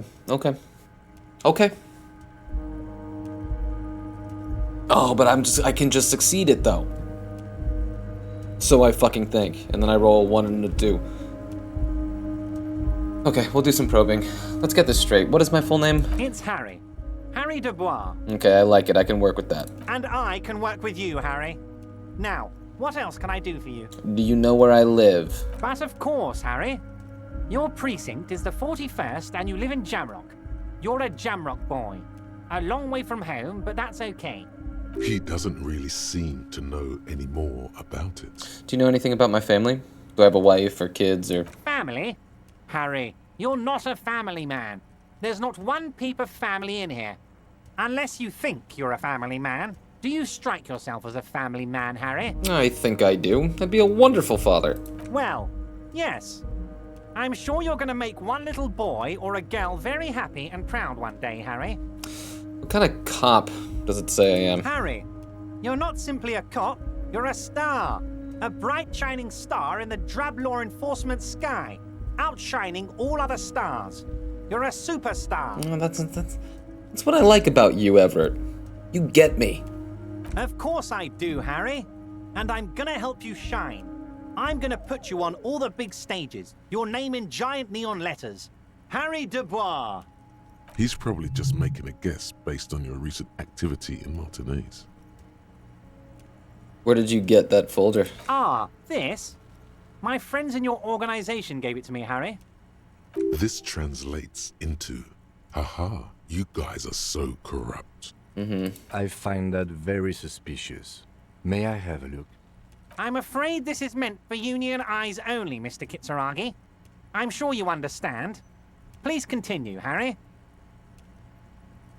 There's no way that we roll a 1 and a 1. There's no way. As you look at the folder... That shouldn't make me nervous. It shouldn't make me nervous, but it does. He's hiding it from you. Roll a 4 and a 4. It's not Okay, a we real kicked its ass. RCM folder. It's just another one of those brown folders you saw in the file cabinet. That's not an RCM folder. Okay, Harry, you got me. This is from the Census Bureau, not the RCM. Those Census Bureau people are absolutely corrupt. You should do something about them. He got the name from the Census Bureau, and everything else from your actions here in Martinez. Yes, Mr. Kitsuragi from the Census Bureau. Like I said, now I'm actually a very busy man. So is there anything else I can do for you, Harry? Quite a bit, good sir. That means he doesn't really know anything about you. A pity. The mystery of you will have to remain a mystery for the time being. So the Census Bureau says my name is Harry Dubois. Yes, that's what I said. Try to keep up, okay? Let's move on. I want to talk to you about the hanging. Oh, of course. That's your main thing here. That's why you're in Martinez. He nods. I know everything that goes on around here, and I would love to discuss it with you. Big doubts, but go on. I mean, it's no secret that the lynching is connected to the strike. So much to talk about. Honestly, it's been weighing on me so heavily. I understand you need to interview me. I sense there's a but. But there's a thing that's been keeping me up at night. I want to talk about the hanging. I mean, if we could just calmly talk, exchange information, we could blow this thing wide open. Yes, that sounds good. Let's do that. But I can't think straight with this thing weighing on me. You're police officers, aren't you? I have a crazy idea. You guys are basically door-opening machines, incredibly talented at opening doors. Kim, is that true? Are we door-opening machines? I'm not sure I understand. He looks to the If union you're boss. asking us to break down someone's door, it's not going to happen. It might. Come now. I just need you to go open a little door for me and leave it unlocked. A simple thing. Absolutely nothing shady about it. I'm corrupt, I'll do it. An excellent opportunity presents itself, sire. You could win the trust of the arch-liar, pretend to play into his hand. Then, should you wish, bend his efforts towards your own. Why don't you just open it yourself? Harry, I'm a very busy man, and more importantly, I don't have that extraordinary physique you do. You look like you could run around all day. You want to send someone a message that the police are working for you. Well read, Kim. I repeat, I'm a very, very busy man, Mr. Kitsuragi, and therefore I must occasionally enlist outside help. It turns back to So you. what will it be, Harry? Whose door is it? Oh, no one's. It's just a weasel. A weasel lives there. Nothing for you to worry about. What do you mean by a weasel? A loud blabbering weasel.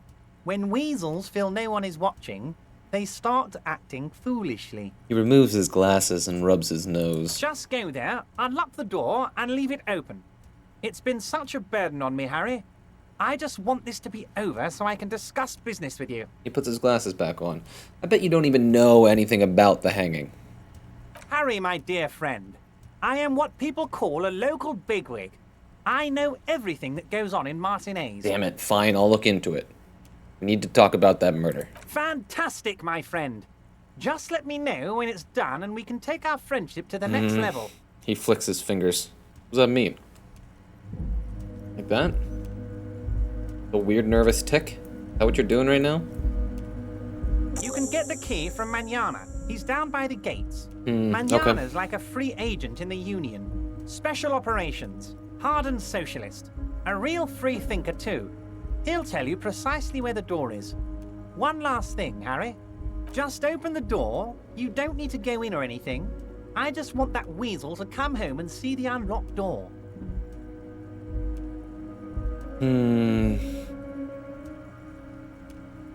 Why would I tell him that? Why would I tell him that I'm looking into the borscht? I should just look into it. And why would I tell him about Joyce as well? It's gonna, like, force me to take sides.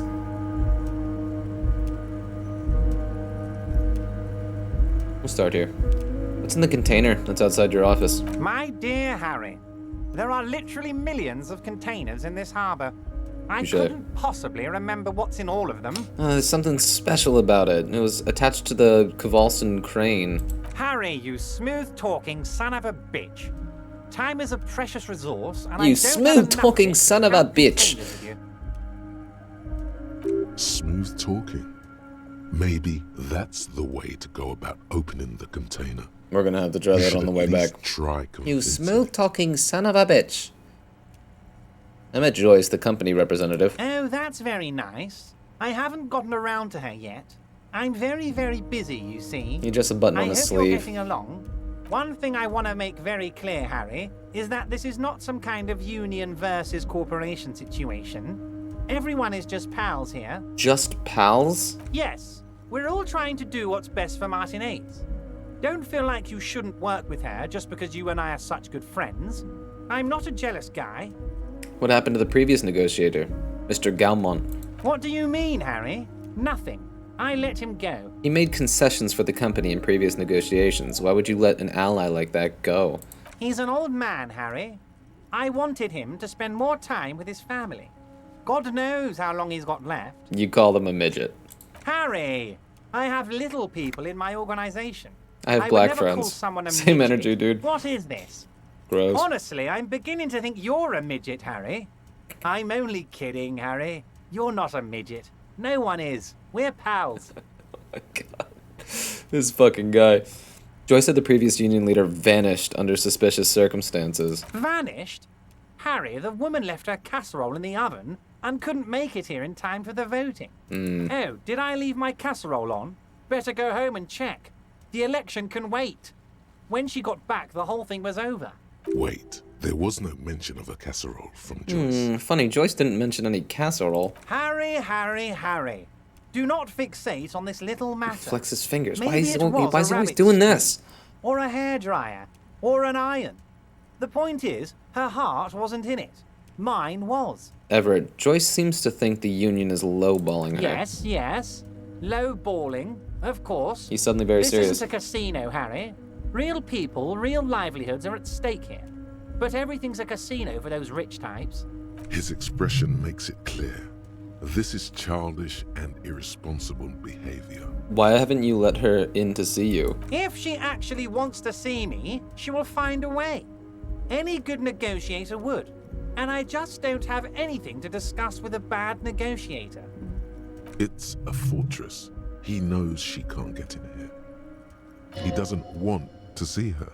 It's as simple as that. Okay, let's talk about something else. Of course, Harry. Let me just assure you one more time. It's perfectly okay to share anything we discuss here with this Joyce. This is a completely transparent organization. I have no interest in what she is doing, but I myself have nothing to hide. Your business is your business, and I respect your privacy. Just remember, none of this. He makes an is all-encompassing gesture.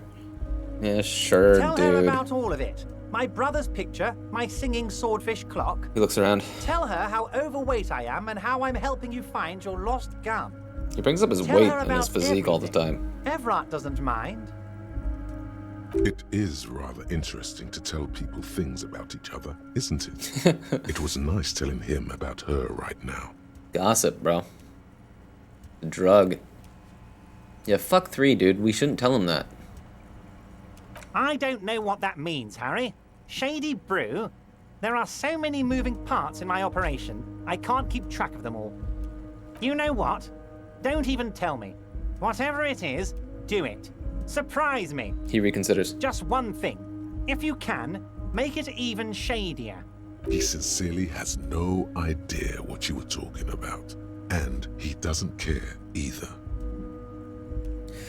I've just finished investigating the local drug trade. Ah, yes. Your side investigation. Thank you. You've got some spirit clearing up phony drug accusations alongside this murder. I'll talk to the mayor and see if I can get you the key to the city, Harry. Now let's talk real business. Actually, Rivershell doesn't have a mayor. He refuses to discuss it further. It's probably just a small nuisance to him. Alright, let's talk about my lost gun. Yes, your lost gun. My best men are on it. They're turning every stone, searching every playground, asking kids, grandmas, everyone. Your gun will be found, Harry. Let me assure you of that. He winks at you. It's just a matter of time and effort. The only way to find it seems to be working with him. He might even be holding your gun hostage. Hold on. Could he really be holding my gun hostage? Who knows?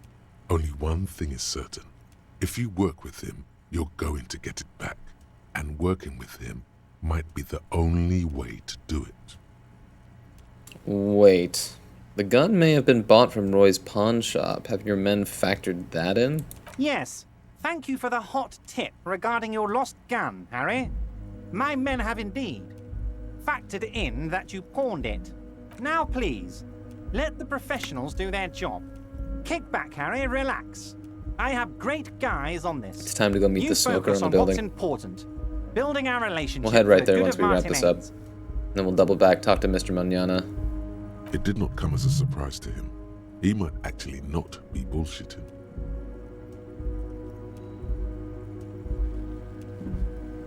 I like the naivete in 3. Does this mean if I do things for you, I will get my gun back? Damn it, Harry. That's exactly what it means. He turns to I'm Lieutenant. only kidding, of course. Of course. I understand. We help Everett. you help us. Everett, I'm gonna leave now, but we might talk again later. Wait. You need this to get in and out through the gate. Thanks. I was wondering how I'm supposed to get out. Here. You're one of us now. Heck yeah. A real red and white union man.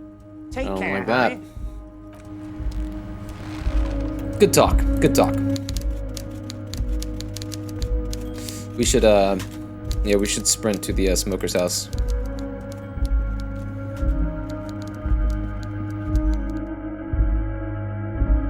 Oh my god. Has that been going on that whole conversation? I didn't key into it? Shit. I mean, we will absolutely try to communicate with the special container first.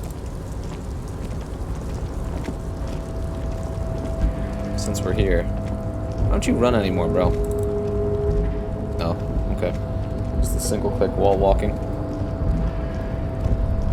You're back before before the cargo container. Fuck, Its draw man. has not lessened since you were last here. If anything, it seems to have grown slightly. +1, been in the world for 2 days. It's pretty good. Money is all about trust. We'll come back when we've been in the world for more than 2 days. That might help us. How the fuck do I get out of here? Is it this way? Up and around? No, okay, okay.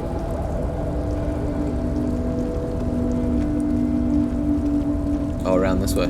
Cool. Man, what a cool environment. What a cool environment. Why are you auto-saving? That flips me out, bro. But we didn't really check up this way at all. Just see if there's anything up here. Outside of at least 3 packs worth of cigarette butts. You'll feel that in the morning. Numerous empty bottles of Commodore Red and potent Pilsners. This is the night watchman's booth. The name on the door reads, René Arnaud. So this is where Renee works. I'm gonna look around. If you must. But please hurry. We are pretty easy to spot up here. Nothing incriminating catches your eye. The cabinets are clean and their sparse contents meticulously organized. There's a framed photograph on the table. Looks like the inhabitant is rather pedantic when it comes to order. Take the picture. It's a black and white photo of a young couple out in a street fair. The man, René, is dressed in a Royal Carabinier uniform. The girl is young and very pretty. She is smiling playfully at the camera. Why did you take that picture of René? I'm a cop. It's instinctual to collect evidence. I'm making an artistic photo collage, Kim. Of course you are. He says What murder matter-of-factly. investigation would be complete without an arbitrary photo collage? Don't judge me, bro. Okay, let's get the fuck out of here. I guess we will talk to Mañana, since he's right here. All we gotta do is find the location of a door.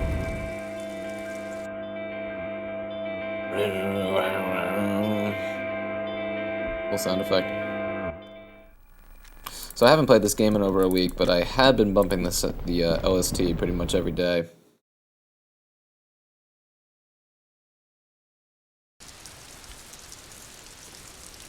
It's such a brilliant OST, dude.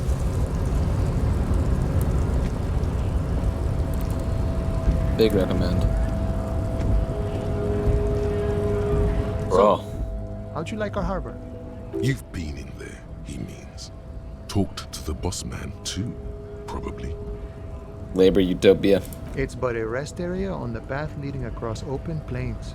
He nods solemnly, then turns to you, a wide smile adorning his face. Right. You talk to the boss, eye to eye, like men of the plain. If you have any more questions, I'm set to talk.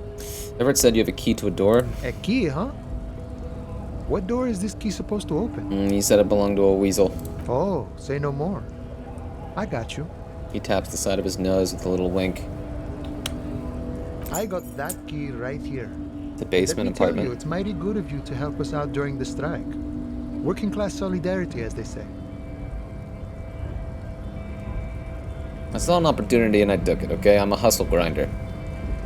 No, I want to wink. I heard something about a weasel and it didn't sound like a local polar weasel, if you know what I mean. Polar weasel? Oh, I know what you mean. I'm pretty sure he's actually Occidental, though. So you're gonna be committing fratricide, my racist friend. Oh, okay, it was a racist thing. Heard. What you're looking for is a basement door behind the greenhouse. That's behind the wailing in rags. That's all I know.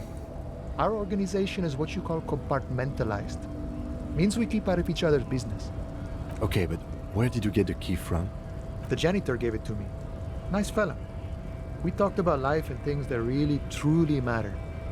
His gaze wanders off into the distance. None of this mess we're in. This jiving and juggling. What's it for? To feed our children, I guess.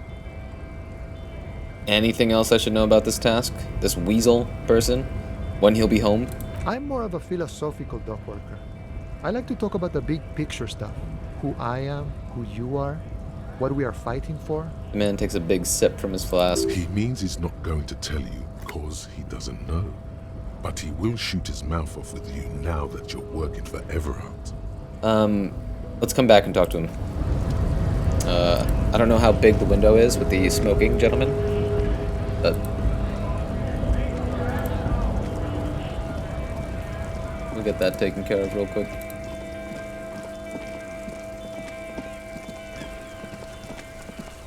I have to go all the way around, right? How do I get in there? I don't remember.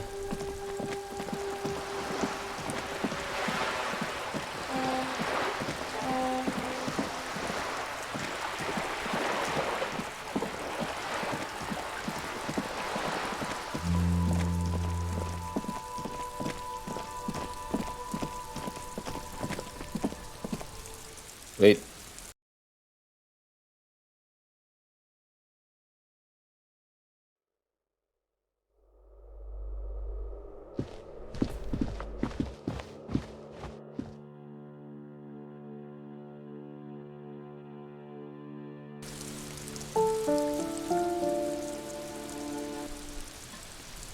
There he is. What's up, dude? Gendarmerie, you found me. The young man on the balcony gives you a bright smile before taking another drag from his cigarette. His slender figure is backlit by city lights, its distant streets and motorways flashing like diamonds. We got your hint. Found the key right under that stone. Beautiful. He replies, smiling. As he looks at you, something sparkles in his eyes. So tell me, are you here to make things right again? That's what I'm aiming for, yes. Beautiful. He says again. A nearby street lamp casts shadows on his chin, drawing out the slender cheekbones. I have some good news for you. My Sunday friend is visiting me tonight. I told him about you and he'd like to say hello. Step in. He's already waiting. He nods towards door number 28. By the way, I'm really digging the view here. Mm-hmm. That's why I chose this place. Martinez is special, isn't it? No. Wait. Suddenly you're digging things? The lieutenant whispers to you, shaking his head. Why would I want to meet your friend? Trust me. You do. Very well. I'll talk to him, but first I want to talk to you. I have so many questions. That's nice, but I don't have anything to tell you. It's my friend you're looking for, not... He takes another drag of his unfiltered cigarette and looks around. It's getting dark and the neighboring windows have lit up, one by one. Downstairs, a cat crosses the yard, disappearing into the bush. Besides, I've got to run. Something tells you you're never going to talk to an individual this cool or mysterious ever again. But I just found you again. Just look at it. It's a beautiful night. Who's going to stay in on a night like this? Only if you promise that we'll talk again, okay? It's important. Something flutters in the corner of the lieutenant's mouth as you're saying those words. We'll talk. Just not tonight. Take care, alright? Ooh, 70 experience feels good. New skill point. Also feels good. And he's gone again. Looks like it's becoming a theme for him. He's always leaving. Why is he always leaving, Kim? Who knows, detective? It's a mystery. He says, turning his face away from you. There's something so different about him that I just can't put my finger on. Different, of course. His shirt. Why is his shirt always unbuttoned? His shirt. The lieutenant squints his eyes, trying to hold back laughter. His shirt. His shirt. He's trying to dive deep into the mysteries of his shirt. His shirt? No, I don't know why his shirt is always unbuttoned. His mouth tightens as though trying to hold something back. He's barely holding it together. It's all he can do to keep from bursting out in laughter. Come on, detective, let's go. We've got a potential witness to interview. His Sunday friend, remember? He nods at the apartment door before you. Let's do. Let's do.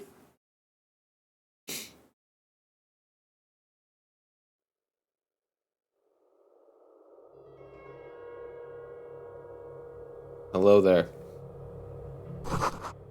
A quarterly business magazine. An empty ashtray. I saw through the wall. Dishes soaked up in a pot. Flyers for underground parties. Dates for open lectures at a local university. An exquisite canopy bed made of metal.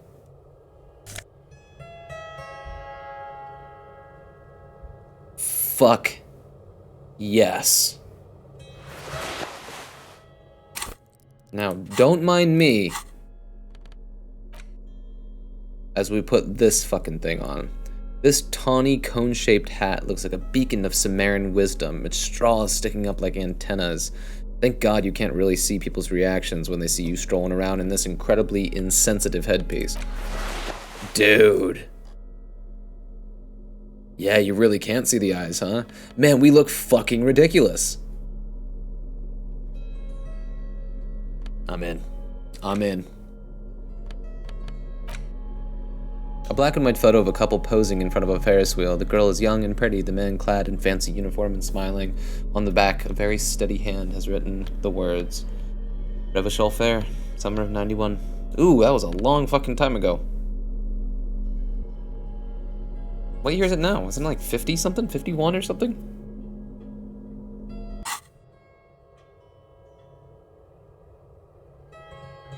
Dude, can I steal his clothes too? Expensive men's perfume lingers in the air. Oh my god, are you fucking kidding me?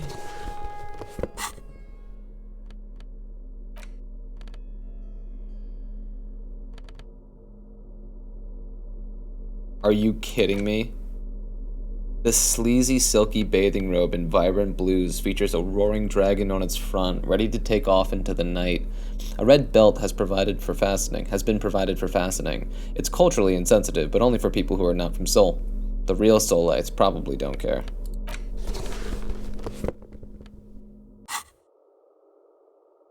I'm fucking beautiful. An old photo of the same apartment dated year 01. Buckets of paint on a layer of old newspapers. Is that everything? Talk to the nerd. You have acquired the hat. Keep it, officer. What does he fucking look like? What does he look like? Like part Braun from Game of Thrones, part Bill Maher. Someone else in there though too. I'll leave it for now. His hands are clean and well manicured. This is a man who knows the importance of appearances. My name is Charles Vildrouin, and I am an official with the coalition government. I work for the Institute of Price Stabilité on assignment from Sur-la-Clé. What the fuck, dude? I heard you talking to my friend outside. Very good. Super. I am here to assist you in any way possible. Ask me about the hanging. Jesus, this is all so... This is happening so quickly. He seems like a cultured gentleman. You should ask him about the finer things. Before we go on, I absolutely have to inquire about this wonderful canopy. Oh yes, my friend has a great eye for these things. He refuses to tell me where it came from. It's a mystery. Good laugh. Strong laugh. I believe they call this type of frame industrial. It's very comfy. That's really all I can tell you about it. He forms a little rooftop with his fingers. Cold air sweeps in from the balcony. The lieutenant takes out his notebook and nods to you to proceed. You actually witnessed the lynching? I'm sorry to say I did, officer. The man gives a solemn nod. This is just the break we've been looking for. Easy, detective. No need to jump to conclusions. He eyes the spectacled man near the window, who smiles and spreads his hands. Is it because you did it, Mr. Villadron? Because I did it? The man scoffs. He's clearly not a man accustomed to being spoken to in that manner, let alone to being accused of murder. Don't jerk my chain, paper jockey. You did it, didn't you? What's the meaning of this? Is your colleague here trying to arrest me? Always just throw it to Kim to bring us back on rails. There is no meaning, sir. Please excuse my colleague. This case has been a great strain on his nerves. What gets on my nerves is murderers. Why'd you kill him, man? I won't stand for this. What's your name? I'll have your badge. I don't even have my badge, so spin on this. You're a disgrace to the RCM. Out with you. This instant. Oh no. Good God, detective. One more stunt like that, and they'll have you institutionalized. Now, let's go, before you get us into any more trouble. The game specifically tells me I'm allowed to be a fucking psycho. I have nothing to say to you. Get out of my sight.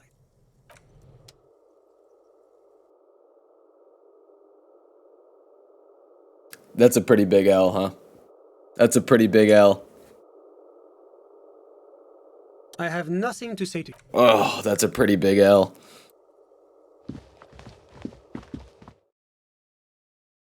It's pretty fun, though. Pretty fun, though.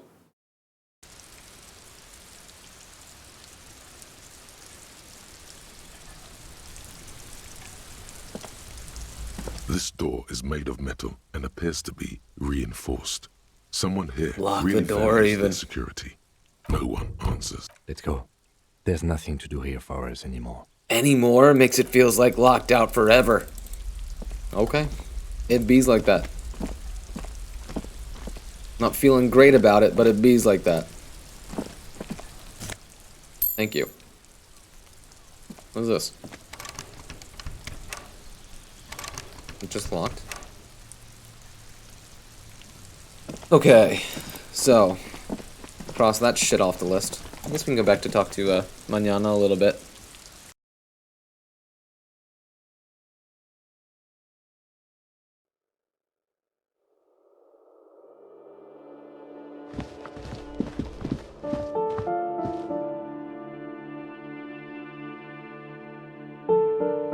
So, let's see. I mean, I guess on the way I can just unlock the weasel's door, right? They said it's just behind the greenhouse. It's right here, right? Somewhere? This one. Let's just do it real quick. This must be it.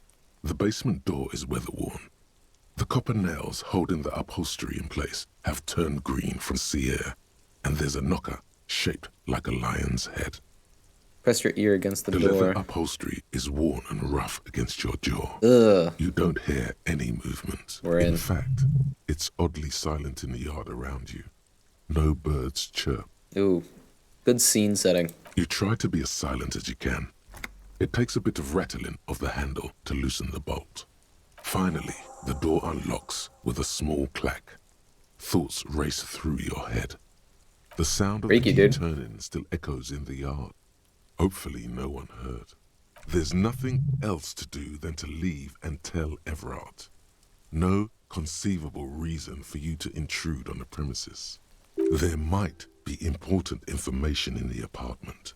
I mean... Oh.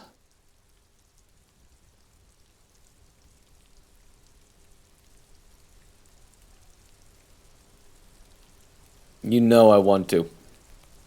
You know I fucking want to.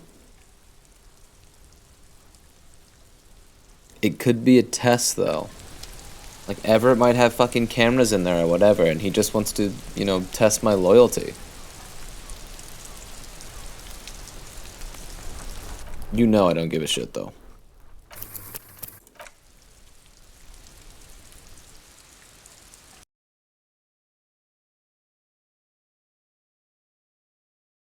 Even if I get just a real out of this.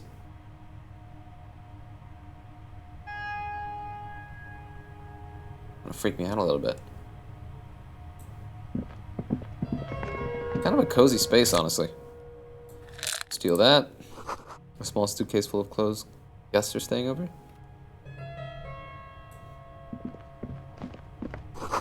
A book titled The Hidden World of Walking Sticks lies open. You can almost feel the warmth of the red sun on the flag. Does that mean they're dock workers? This Whoops. is the flag of Revachol, the suzerainty. What's with the sun? This isn't just one sun, but there are little suns dancing around the big sun. This is the sevenfold sun miracle. What's the sevenfold sun miracle? It's an optical atmospheric anomaly the first settlers saw. Happens in cold weather. 6 small suns around the big one. This complex halo phenomena is how old Revachol got its flag. Lieutenant. The old flag of the suzerain. Mm-hmm. The tenant is an old-fashioned guy. By old-fashioned, he Ooh, is it means Renee, do we very think? right wing. Is it Renee, do you think? Can we see our stats so far? How right-wing are we so far?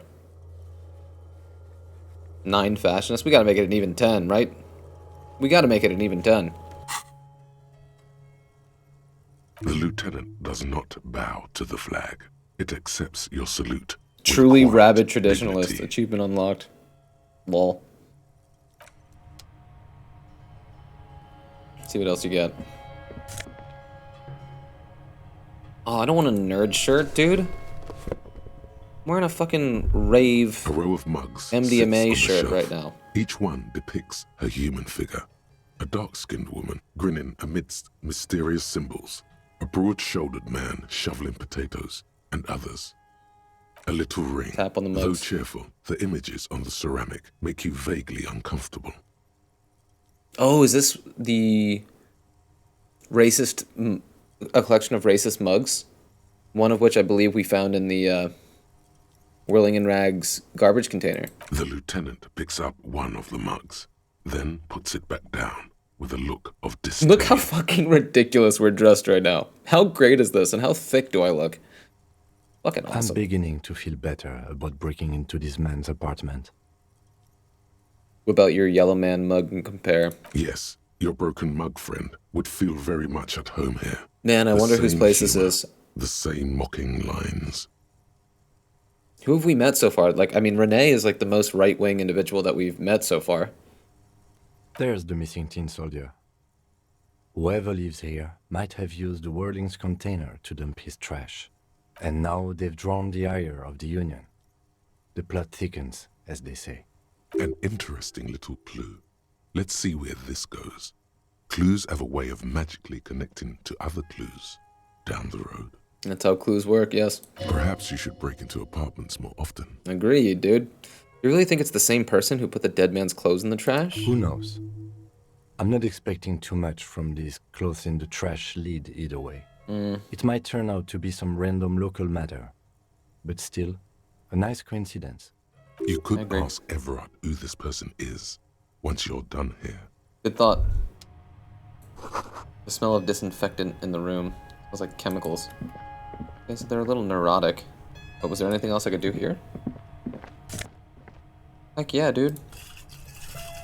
I'm a fucking thief. Those rogue stats, baby? Come on. Okay, we'll go talk to Manana. I guess we'll loop back to Everard. And then maybe we'll call it an in-game night. And then try to get our hands on those fucking boots. While Kim sleeps.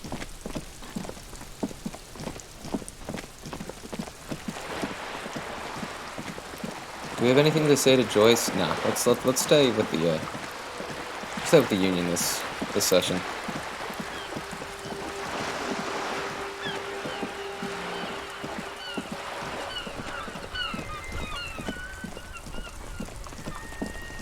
God, what is going through Kim's head right now? Strolling down the streets with me dressed as I am.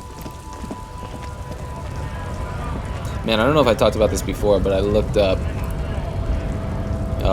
Disco Elysium merch, and they made just 40 or something of Kim's bomber jacket, and they sold for fucking $5,000 a piece or some shit. Of course they're all gone now, but they're really well made, and fuck, do I want one. Hola, Wandering Man. How can I help you? That weasel I visited, turns out he has one hell of a colonial mug collection. Yeah, the janitor who gave me the key to his apartment said the guy's a bit of an asshole.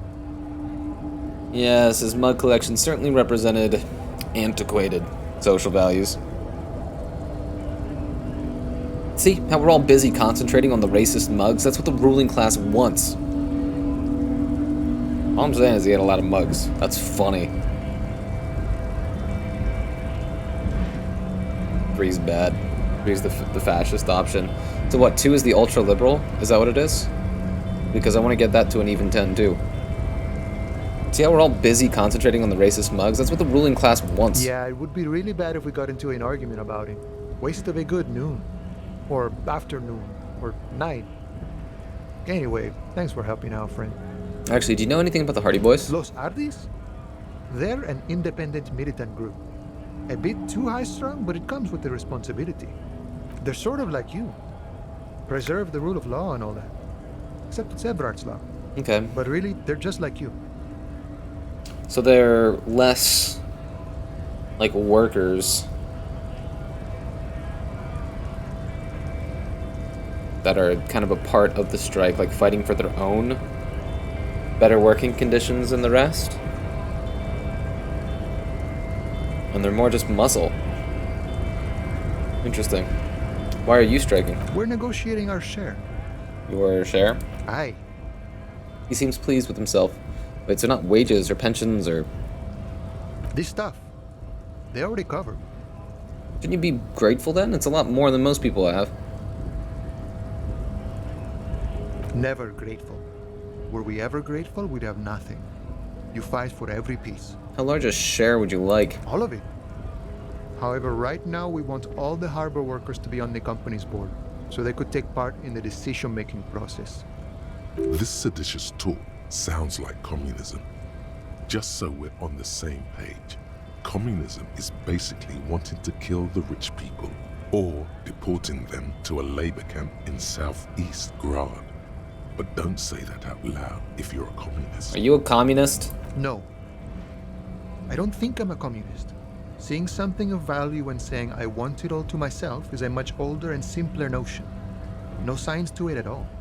Even a weak child can think it. The only things holding someone back are I can't and I shouldn't. Right on, brother. The stuff you do aligns admirably well with the World Republic. Why not call yourself a communist? I have nothing against communists. They are honorable boyaderos. Boyaderos. And they have good analysis. But my own code serves me well. If my code starts failing, a code can fail a man as well as a man can fail a code, then I will have to submit to a new one, which may well be communism. Mañana's pretty fucking pretentious, huh? He knows who he is, firmly grounded, has no need to reinforce or elaborate his political identity to himself or others. It sounds like you're a communist who thinks he isn't doing enough to call himself one. See, I'm primarily a lazy person. He looks very amused, as if thinking about some private joke or mystery. He's also fucking condescending. The boss man, Everard. What can you tell me about him? I think it's best you make up your own mind now that you've met him. In my eyes, he is a capable organizer and a decent businessman. What does bossing the union entail anyway? I guess you kind of get to be the village chief. He oversees the harbor, makes deals with the owners or other relevant parties, watches out for his own. By that, you mean corruption? By heavens, why would he not be corrupt? We live in a harsh and disordered world, see? And in this world, the old man is corrupt for our benefit, and we know it. Appreciate it even. He is, personally, not too lavish. That does seem pretty lavish to me. He is reasonably lavish, sure. That's his prerogative. It's not like you want a saintly demeanor on a corrupt motherfucker. That would be a manipulative illusion. Besides, there are no non-corrupt systems in the world anyway, and moralism is the most corrupt of them all. This man has political theory, and it has not failed him today. You seem to have spent a lot of time thinking about the political situation, huh? Sure. I've had the necessary free time. He spreads his arms wide, seeking to Fortunately, reach... there's always time. The look in his brown eyes conjures up an understanding. For him, having command of his time is the most important thing. I mean, amen to that. It all comes together now. The way he speaks about scabs, his general attitude. He's a follower of a 500-year-old Franco-Nigerian Boyadero code, itself an appropriation of Vespertine cool. That of a noble peasant or a traveling herdsman. True to yourself, independent in your actions, loyal to your friends. Maybe I am a boyadero. No, Unless? No, the man sits on the railing, his cute. hands reaching far and wide. Yet it feels as if he could effortlessly go even wider, if need be. An endless torrent of time. Any idea who killed the hanged man? The mercenary, eh? Who could have killed him? That's indeed the question. Why even do such a thing? He shakes his head solemnly. The merc was hanged with a very specific type of a cargo belt, one often used in heavy transport areas, for example, harbors. What a thought! Why would noble workers resort to such a thing? Unless they were pushed, of course. Pushed how? Your dead guy was an enemy combatant. This too went really well for me last time. Did you kill him? I ain't the murdering type, but that's just me. Large organizations like our union have all sorts of men, with all sorts of skills. He's not lying about not doing it himself. Understood. This has been of limited use. Still, thank you. No problem. I wish the best to you in your search. Sure, I'm glad it's not my search. He takes a sip from his flask. Good talking to you. Gotta run. Let's go talk to Boss Man again.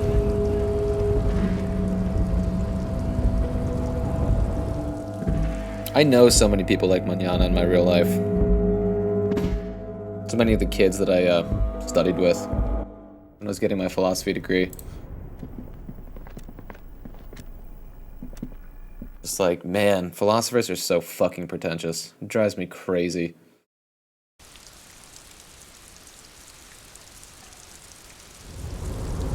When the joy becomes the arrival of truth as opposed to the process of arriving at truth, you fucking failed. You become an unendurable douchebag.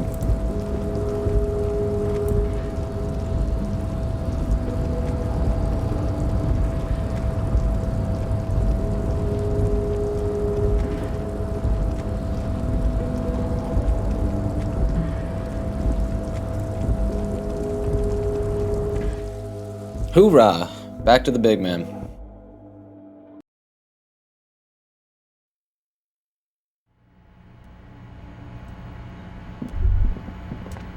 I always miss those fucking brief thoughts. Where's the man? Dude, did he go to bed? No, no, no. Did we miss him by 3 fucking minutes? Can we go back here? No. Fuck me, dude. That sucks. Okay, we'll have to wait until tomorrow. It's unfortunate that we ran all the way here, but hey, it bees like that. So why don't we pretend to call it a night? Yeah, see, don't be afraid to say weird things.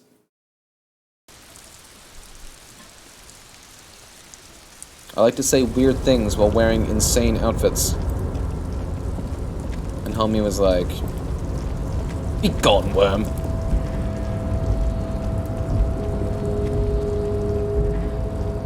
Kim said himself that I'm gonna be institutionalized if I keep this kind of shit up.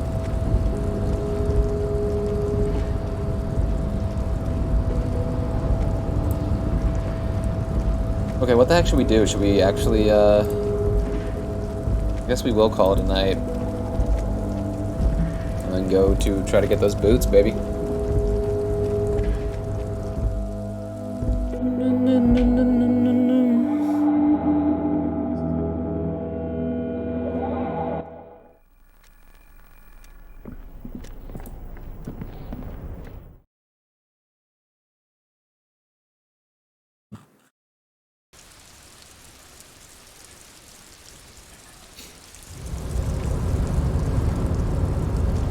All right.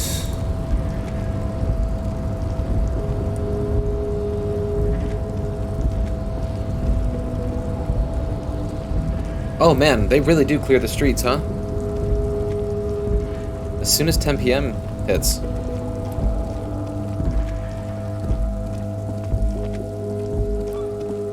Okay. Fuck it, who cares? Or should I do the Hardy Boys? They're probably not there, right? They're probably not there. This late.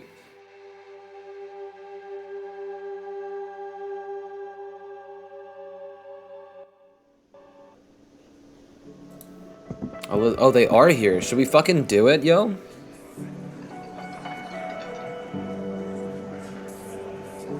I kind of want to. Oh yeah, we got nerd shirt, dude. We got a nerd shirt, man. Fuck no. There we go. Much better. Okay, what else we got? Ooh! I forget how much it costs. Because we do still need to, pay guard.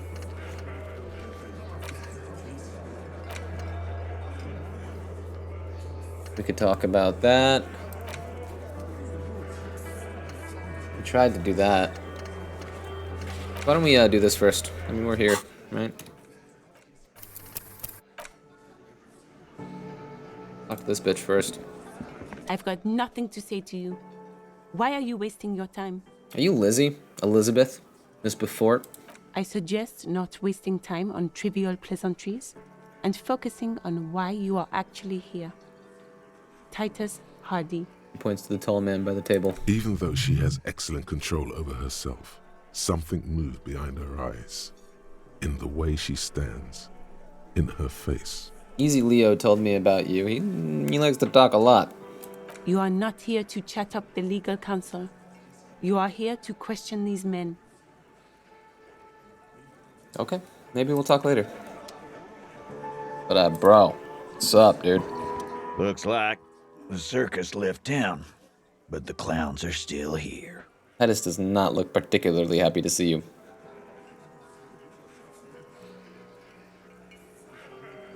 Not yet.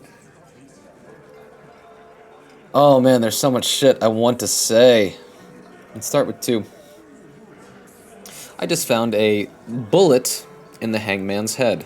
A bullet, you say? He pats the back of his head. That's mighty curious. Indeed, mighty. How did it get there? Lieutenant is fixed on Titus. Well, there are so many bullets in the world, and so many heads. I guess it's only logical. Ooh, double space between only and logical. One of them fix it in your next patch. End up in one of them heads. It's bound to happen again, you know? Just statistically speaking, of course. What are you guys fucking trying to say? Sire, it would be an event most dramatic if you were to produce the bullet and dangle it before their very eyes. I'm gonna ask you again why this in the victim's head? Wow! He's got it in a real evidence bag and all! Shut up, Shanky. Why don't you go home and log it into evidence? These men have told you what happened. I think the hanging was a cover-up for the shooting. You know what I think? You know what I think? Shot in the head as a kid, and his brain grew around the bullet. The dumb theory. Around the bullet, man. That's a good one. All the goofing around is to avoid lying. It's a technique. Did you guys shoot him? Shit! I probably did shoot him. I was drunk last night. You guys know me when I'm drunk. Yeah, Glenn likes to shoot his guns when he's drunk. Better hope he stays sober. Shut up, Shanky. No, he meant before he was hanged. Did you shoot him before you hanged him? Before? After? During? This is getting ridiculous. Great voice actress as well. I told you what happened. Stop wasting your time. Don't worry, we will figure this out sooner or later. Never been worried in my life. Never been worried in my life, lawman. Lawyerly. It's not like you blew it wide open, but there's a little crack in there, somewhere. Yeah, there is. I found 8 sets of footprints, but there's only 7 of you. Where's the 8th Hardy Boy? What are you talking about, madman? There's no 8th Hardy Boy. There's 7 of us, and we're all here. He sizes you up. Or what? You want to be the 8th Hardy Boy? We ain't hiring. He shakes his head. Actually, boss, we've been talking, and we think she could maybe... Ooh. She? So there's an 8th Hardy, and it's a Hardy girl? Who might it be? I don't think so. The gardener? Shut the fuck up, Glenn! I do the talking here. Now what the fuck do you want, cop? It has to be good, if he won't let you pursue it. Looks like the lieutenant thinks so too. So let me get this straight. There is an 8th Hardy boy. It's a she, and you don't like us talking about her? That's right. We're not talking about this. This is a private Hardy Boys matter. Nothing to do with your shit. End. He points at the lieutenant. You're not cops here. Ooh, Don't go digging around if you don't want a bullet in the back of your head. I'm watching you. Boy, what a transparent and straightforward threat to a cop. Good. We are all watching each other. He's so cool, Officer, dude. your question. Guess what? I've connected you to the local drug trade. Like hell you have. There is no local drug trade. This place is as clean as a rifle. Go back to Jamrock and ask the local junkies how clean your streets are in Precinct 41 Kilos. We'll do that. In the meantime, did you know that there's an abandoned lorry at the intersection that was used to move raw ingredients for drugs from Terminal B to Jamrock? The person driving it was present at the hanging. It was one of you. We've connected the footprints. Detective, do you want to deliver the coup de grâce? I do. The thought forms in your head, like a lightning strike branching in the sky. Oh, man.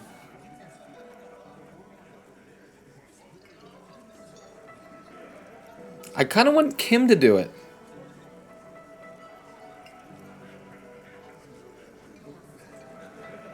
Yeah, let's give it to the boy, man. No. Do the honor. You've earned it. Thank you. You're right, Titus. There is no local drug trade because it's all controlled by you. You're the drug trade. That's a mighty interesting theory. He rubs his jaw, I guess smiling. that's what you would need to do, theoretically. A big, strong, state-run monopoly would outcompete the runts on the street. Yeah, man. Theoretically, that's what you would do. To get rid of the gangs, the dealers, even some of the junkies. You would need good, trustworthy people to take their place, of course. Hardy men to run such a monopoly. For the good of the community, of course. Good idea. People are always going to do drugs. At least this way you have some control over it. Thank you. Theoretically, of course. Thank you. Theoretically. Theoretically. He takes a sip of his beer and smiles. Titus, I'm amazed. Where is the same professionalism when it comes to other topics? You're doing great. I hardly have to interfere at all. I don't know, Lizzie. I guess theoretical things don't make me emotional. He turns to you. Now, was there anything else? I was sorta gonna get my brewski on. Not quite yet, Mr. Hardy. There were 8 sets of prints on the crime scene. There are only 7 Hardy boys here. The 8th Hardy, the one who's missing. She runs the thing, right? My answer is fuck off. Mind your own business. Off. There is no 8th Hardy. I run this goddamn scene. Okay. And here we go. Back to the usual. A woman's size. I know. Shut up, Fatty Shanky. walked on all fours. He's so fucking fat he left 2 sets of footprints. Shut up, Shanky. Despite everything, the little man is quick on his feet. Go fuck your mom, Dennis. Fat Angus, you need to say far more. That's more like it, boys. You heard him. It was Angus on all fours. Anything else you need to know? I talked to Joyce. The merc you hanged, his friends are coming for you. Yeah. By friends, you mean his squad mates from Cronell. Wouldn't want to beat up his grandma. Oh, that's it. They're snickering in the room. Some of the men put their beers down. Yes, they're forming some kind of tribunal, and they're coming for you. This is what happens if you take the law into your own hands. Other people start doing it too. Let them come. The Hardy Boys are right fucking here. You heard the man. Right here. He points to the We're ground. armed. We got the whole district behind us, and Glenn. Glenn is fucking crazy. I love Titus. Yeah. A well-oiled murder machine.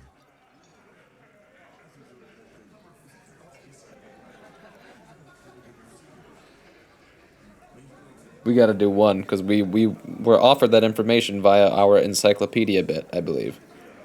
You know that a single Seray's giant hornet can kill 40 bees a minute? The fuck is that supposed to mean? You're the bees. They're the hornet. We're not bees. We're men. We're socialists. Good one, bro. Good one. Easy, E. He's trying to phase you. What are you trying to do? Scare my men? This Cornell is bad news. You know that, right? So are the local gangs. The fucking Barmy Army. And the Madre scum. You've been out there. Seen any around? Yeah. Where are they now, huh? Sent back to Madre in an airtight cargo crate. These people are trained military professionals with decades of combat experience. They are not a gang or a barmy army. No, they're not. They're uncoordinated and drunk. We know more about them than you think. The mercenaries are armed with automatic weapons. We got weapons of our own. He cracks We up his got vest. Ister 50s, Zeeligers. Glenn's got a knock cannon at home. Will they pierce ceramic armor? I guess we're gonna see, aren't we? That was an unsure phrasing. See what? That they don't? Yeah. Like you've been up against ceramic armor. He takes a sip of beer to bide his time, then tries to get the last word in. You haven't even seen the whole suit, right? I've seen the whole fucking thing. And it didn't make him immortal. Joyce said they've gone rogue. Nobody is controlling them. Big fucking surprise. They hire psycho scum, arm them to the teeth, and let them loose in the city. What do you think is gonna happen? Okay. What do you mean? Okay. Okay. I mean, okay, they're going to wipe you the... which one's the best?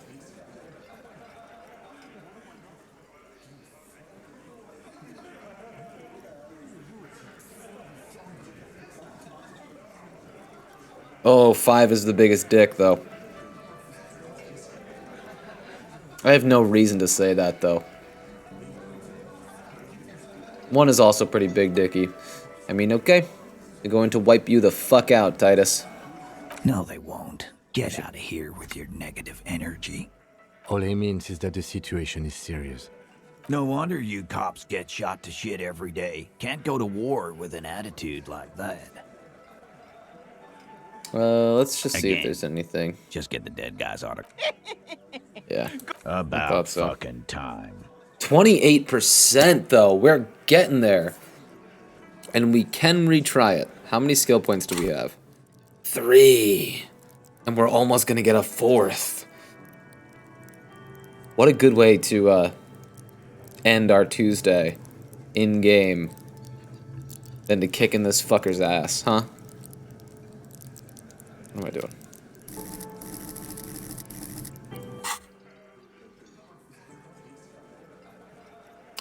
Hopefully I still get all of the modifiers even if I fail this. Just in case. Establish Fuck. authority. Yes. Authority. Feverish thoughts race through your mind. First you tell me someone's been raped, and then you don't say who. That's bullshit. Stop shitting your pants. You don't need to know, all right? We took care of it. The law handled it, all right? Yeah. Aren't you listening? It's done. Finito. Maybe you're right. Maybe I'm not the law after all. Maybe everyone's been lying to me. What? Now you're in some kind of personal crisis right in front of us? That's a pretty good Take option. this esoteric shit out of my bar. I assure you, there is no crisis. We had questions, that's all. There is little left to salvage. Did I not tell you to pick the right option? Hey. Hey. We'll try again.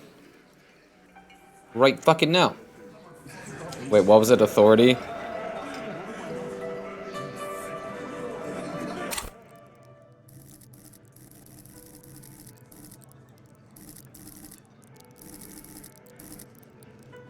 Here. You know I'm gonna fucking check again just in case. It's you again. What is it? I'm just gonna have an awkward moment here, bro.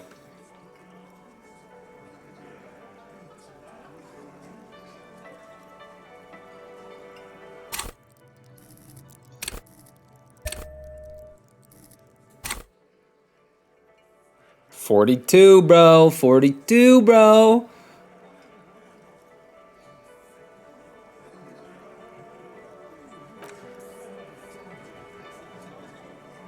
Reload the encounter. We're gonna try again. Just in case we die. It's you again. See, I'm doing the power play now. Having him sit down and then come back to me. And then sit down and then come back to me. It's a game I'm playing. Are we ready? Are we ready for this fucking roll? This time it's going to work. You already ruled out the first bad option that didn't. Oh, God. Kim. I need your gun. Why? This is not what he thinks it is. This is a great idea. I'm afraid it's not what you think it is either. What? Who? Me?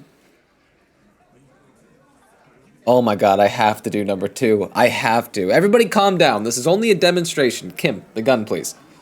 What in the name of fuck are you doing? Oh my God. I don't want to give you my gun. The fuck is happening, Titus? What are they whispering about? Easy, Shanks. I want to see where this is going.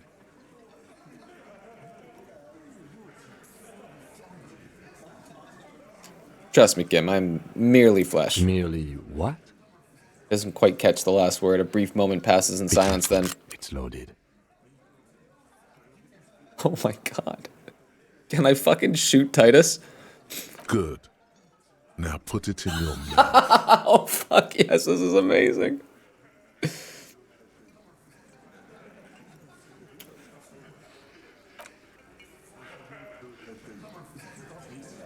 What are you doing? The short, cold barrel touches your lips. It tastes like iron and hell. You never know. Genuine panic flies across the lieutenant's face. Fellas, you getting any of this?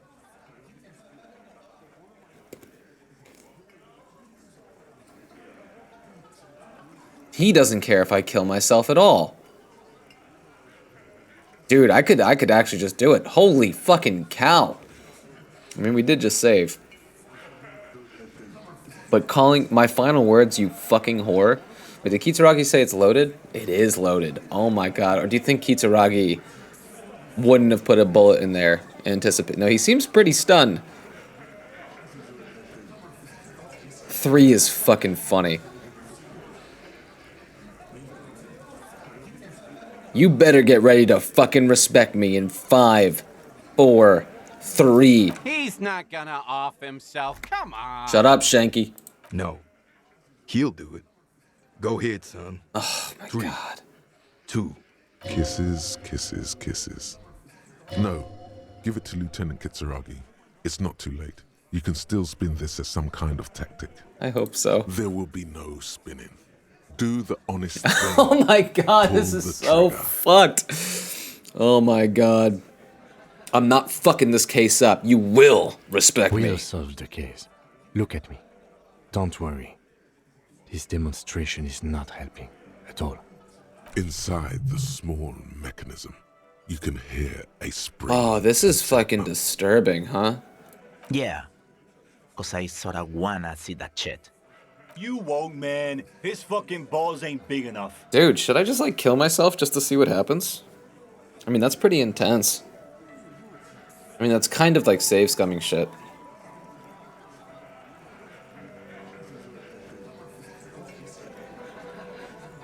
What in the name of motherfuck?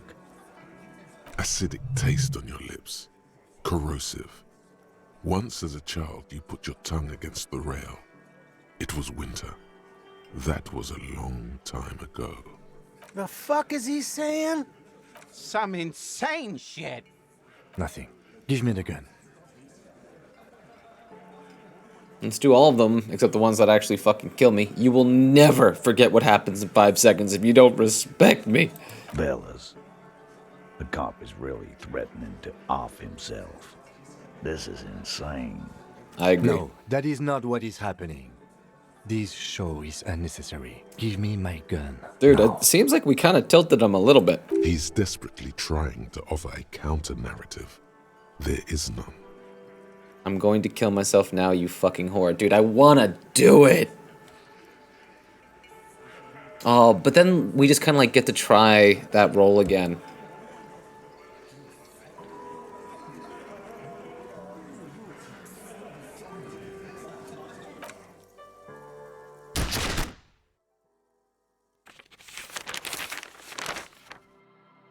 Deranged cop kills himself. Citizens in shock as a deranged law official reportedly from the 41st precinct shot himself in the head last night in the middle of a crowded cafeteria in downtown Martinez. The exact details of the incident have not been revealed, but first-hand witnesses claim that the officer was making a point. Can't say I'm surprised, Lawrence Gart, manager of the Whirling in Rags cafeteria, where the incident took place, commented he was extremely unstable and had threatened to kill himself before. It's more sad than funny. They didn't even I mean, they kind of steered that a little bit into a dark humor type of thing. I mean, that entire scene was utterly absurd. But like, again, just hats off to this fucking game for letting you do that insanity. Load it back up, dude. We will get another shot at that roll, because I think I saved directly before trying it a second time. Oh my god, this game is fucking amazing. I'm gonna pee real quick. Okay. Take 2. This time I won't kill myself. It's you again. What is it?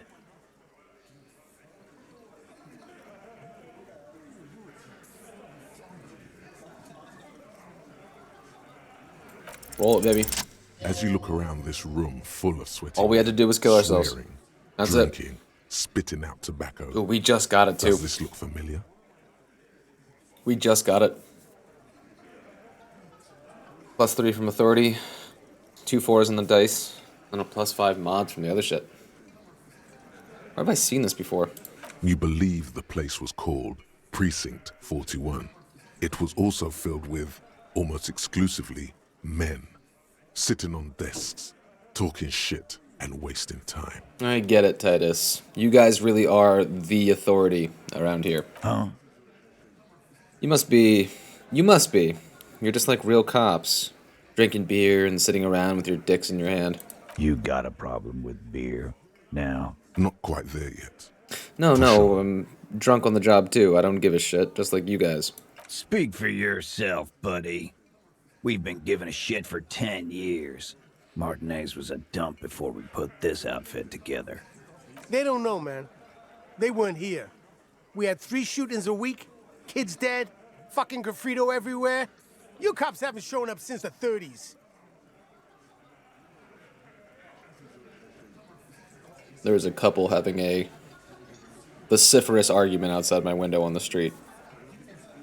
Enjoy it as much as I am if you can hear it. Congratulations on the graffiti removal. All I see is you sitting around talking about Monica's titties while there's a rape victim. Good backup, Kitsuragi. So what? What do you want from me? We took care of that fuck. He picks the beer back up. Don't let him drink that. One more push. Quick. It's not about who did it. It's about the victim. She needs help. Titus? He looks at her. She stops mid-sentence. That's it. You got him. He's going to give it up, but on his terms. You wanna help her, cop? Fine. I'm gonna let you help her. But you treat her with respect. If you don't, if you question her, harass her, a freight train of pain, buddy. What is her name? Lieutenant takes out his notes. Glacia, I'm on due. She's staying here at the Whirling in Rags, a real pretty one. Silvery jumpsuit, blonde. That's I'm on due with an O-U. Shit. The girl. The girl upstairs? That can't be her. She knows you drank so hard you forgot you were a cop.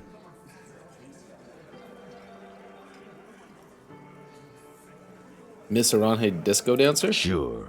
Why not? You've probably seen her around. Classe Amendu. Cool. Keep her cool.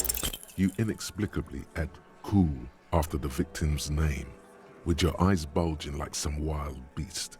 Your fingers are fidgeting and sweat starts forming on your brow as Titus looks at you oddly. I don't understand what's so cool here. Nothing.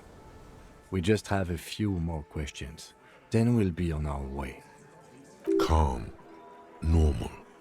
Try to forget this little hiccup. Man, this is just like a perfect... Like, I'm happy that we killed ourselves now, obviously, so that we could try this check again and cheese the game a little bit. But it just demonstrates the spectrum that is this insane fucking game. Within the same problem in this game, the same obstacle for you to overcome. In one scenario, you literally put a gun in your mouth to freak them out about you killing yourself, and then you can do it. And in the exact same obstacle, you can have empathy for a rape victim. This game's wild, dude. So what was her relationship with the mercenary? Relationship? There was no fucking relationship. He raped her. That's their relationship. Was like that karaoke incident all over again. Or like some of the other girls he was harassing. Shut up, Shanky. Okay, enough. All of this is irrelevant to your stated investigation. So the rape, when was that? He did it before we killed him. He's not gonna do it again. So what does it matter? It would help if we establish a timeline. All right. 2 weeks, maybe? I don't know. I need another beer. He turns to Glenn. Here you go, boss. The tall blonde throws him a can. Titus cracks it open. So, what is your relationship with her? I know her. He looks around and an uncommon silence fills the room. How well do you know her? A small twitch in the corner of Kim's mouth. He has a hunch about what knowing means. Well enough, Copper. We partied. She's been here for a few months. He crosses his arms. He tries to make it sound real casual, but the muscles on his neck tighten. So she's not from around here? You mean Revachol? Nah. Our Miss Aranye disco dancer is an immigrant or a drifter of some sort. Been staying over here over the winter. Don't you give her any more trouble. She's just had some bad luck, that's all. Dude, Fat Angus. Chime in all the time. Shut up, Angie. Fuck She you, doesn't Glenn. need your help. Titus gives them both a look. They fall silent. What's with all the silences? It's like these guys don't know how to feel about this. You should keep picking at it.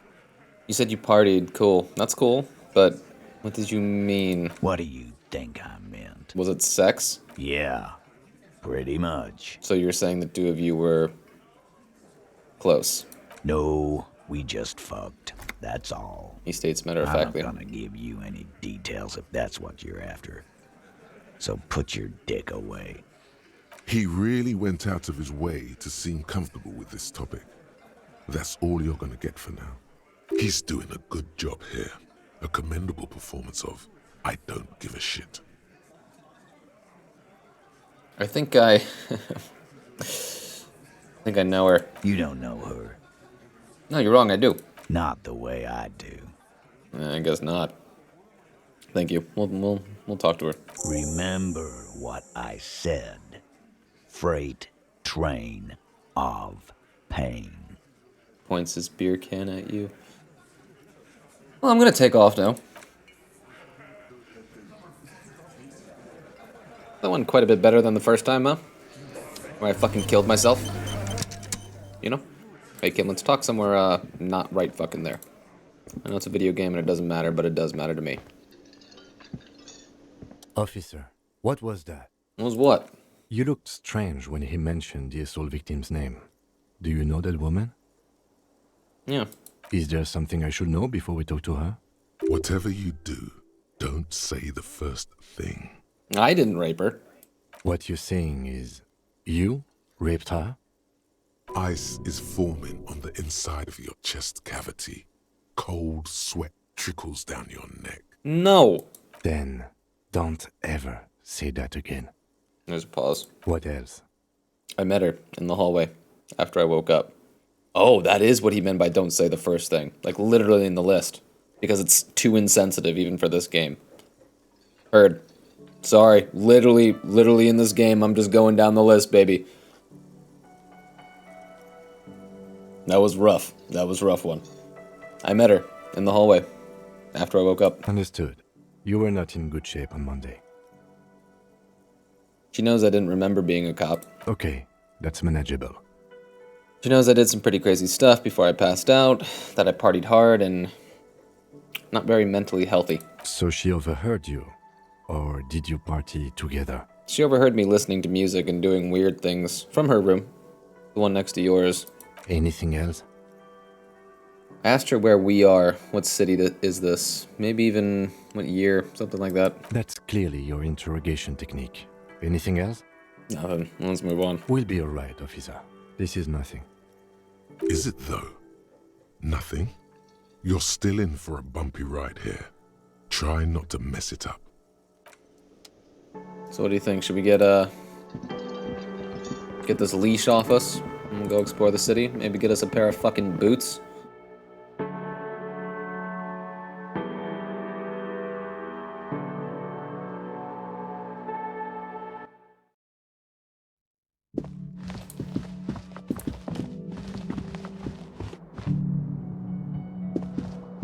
Wait, can we not go to bed yet? Is that the idea? Oh, I have to pay guard. Shit. Okay. Or should we try to talk to her? We may as well. Just see this little thread to the end. Let's see. The door is closed. Oh, I didn't mean to do that. The door is closed. Who is it? A woman's voice answers, muffled by the door. Tired. Controlled. This is the police. Can we come in? Come on up. The door is open. I'm drying my hair. Sounds like it's coming from upstairs somewhere. You could snoop around before going up. You know we will.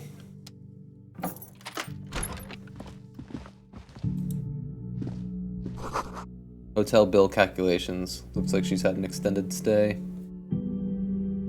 There's not too much going on down here. Piles of dirty clothes. A woman's.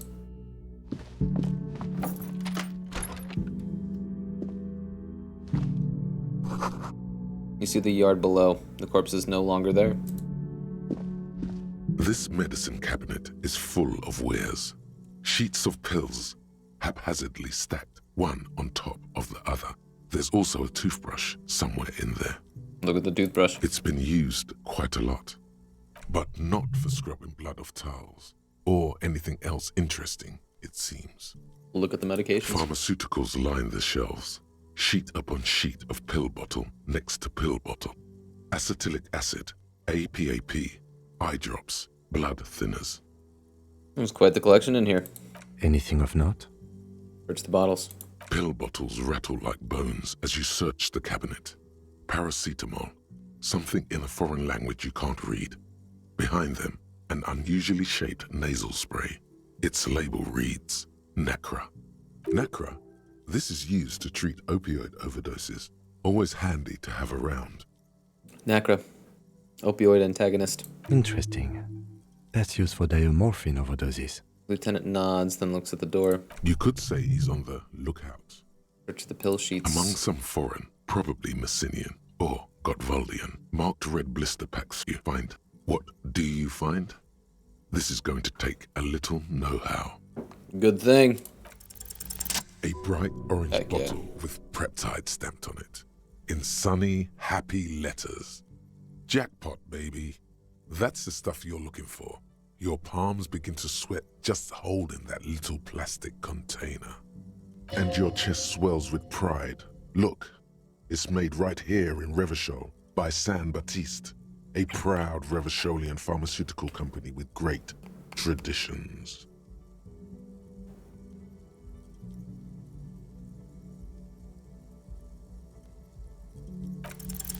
Silently, the bottle slides into your palm. Then, as you turn, into your pocket. It feels so sleek and beautiful. You got it. Here comes the afterburner. Time to become a super detective again, Harry. Just put it in your sweaty little hand now. Heck yeah, dude. We got our shit. We got our shit. Oh, there it is. 3 uses. Okay, cool. Heck yeah.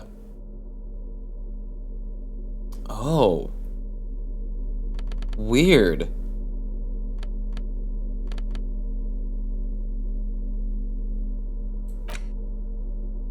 A pretty little puck-shaped cap of purple liquid that can bring on anything from hot flashes to military-grade psychosis. With sufficient tolerance, however, it can make any weather feel balmy, only for a while. Okay. This bright orange medicine bottle declares the brand name Preptide in a sunny, happy manner. Someone has lost the bottle, but who cares?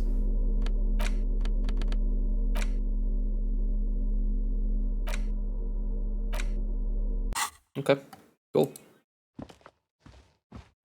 Let's go talk to the chick.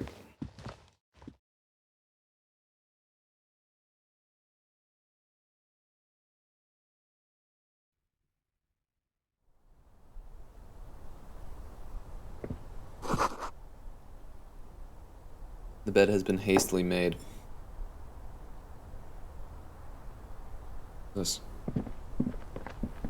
window is pristine on the inside, unlike the one next to it. Light from the desk lamp reflects off the glass in an untarnished golden halo. Run your fingers across the surface of the glass. Smooth as ice. There are spots of mud and rain on the outside, even smudges. But the surface of the window is clear from the inside. No chips, no hairline fractures. Following your lead, the lieutenant leans in closer to inspect the surface. This window was recently replaced. Looks like it, yes. Okay.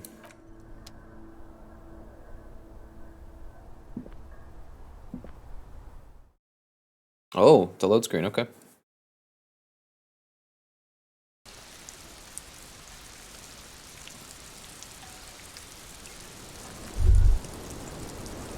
Where the fuck is she?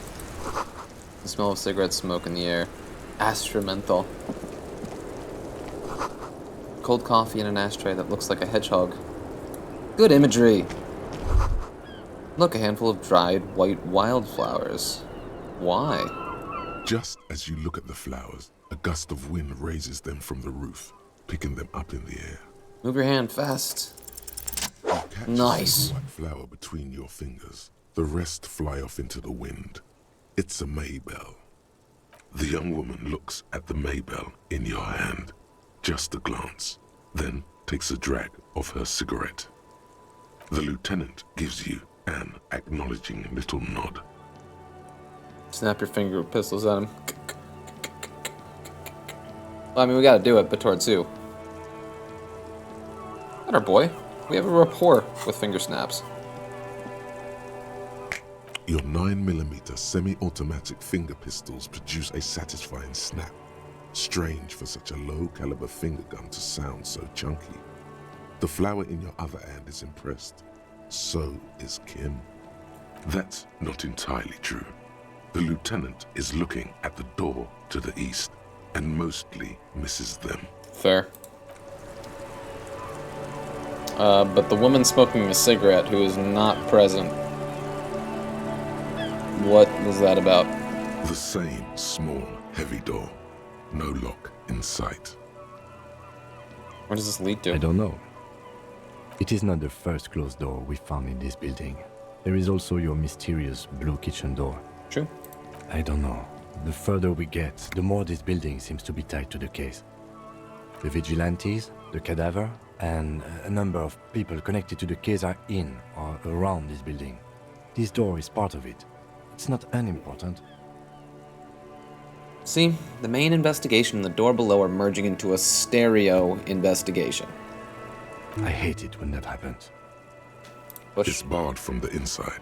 You hear the bar rattle in the brackets. Sounds like it's heavy, too.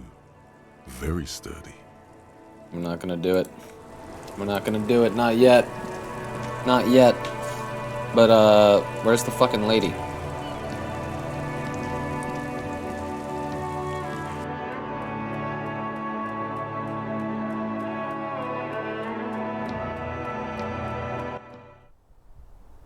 Where is she?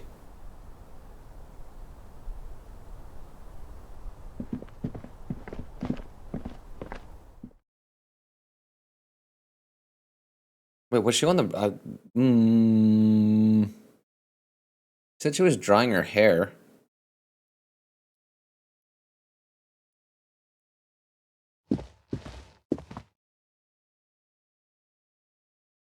Was she outside and I just did not see her?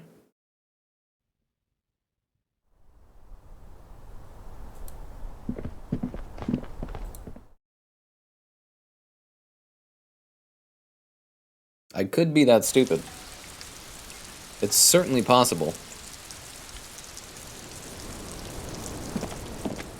Normally she's just like hanging out here, like with her back against the railing. I mean, it could be too late. Or she could be in here. I wonder why she would tell me to come up then, though. Okay, we'll talk to her tomorrow, I guess. Unless this is some weird glitch or something. I don't know. No. No. Is pristine on the inside. No. Okay. How about we ditch Kim? Start doing our own shit.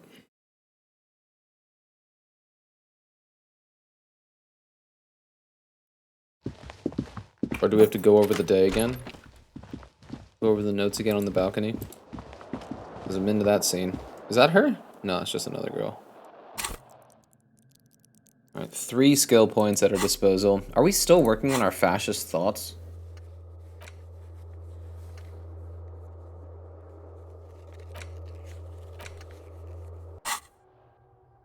Only 77% done, huh?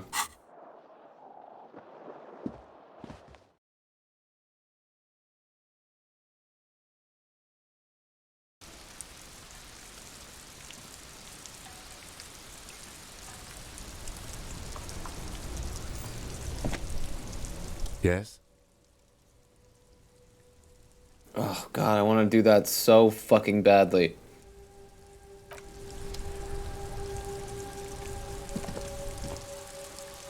Does Kim maybe not go to bed until like midnight or something?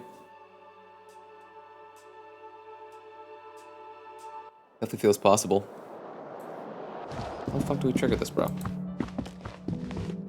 Oh yeah, fucking Gart. We gotta talk to Gart. Distracted. You can sleep after 21. Yeah. 2100. God, I love the energy of this room. It's so cool. Oh, I guess we can talk to the chef. The chef has probably gone home for the night. The Hardy Boys have gone home for the night. Okay. Okay, we'll talk to the chef about the special borscht tomorrow. Garba man. What's up, baby? Can I help you? About my bill for tonight. I got you, bitch. 20 real. I do. Come on, man. It's late. Do I really have to pay you again? The breath catches in his chest. The light in his eyes snuffs out all at once. After a moment, He speaks. Do you have money tonight? Yes, I do. Then you really don't need a free room, do you? Could I have lied there? Here comes a layup, sire. Fall not for it. You got it, drama. But you know what? You're in luck, because you don't have to ever pay me again. You're fucking with me, aren't you? Not at all, officer. It's true. You don't have to pay me anything. You don't have to give me any money at all. If you want a room, yes, you'll need to pay me, but you don't have to just give me money. Giving me money for a room is your choice. But I need a fucking room. You want a free place to sleep? Fine. You've already unlocked your new room. The trash container outside is ready and waiting. There it is. The lieutenant is painfully silent. The time is now. Hobocop life. Oh Here my we god, I kind of want to do it though. I embrace my fate, Gart. This is the night of the Hobocop.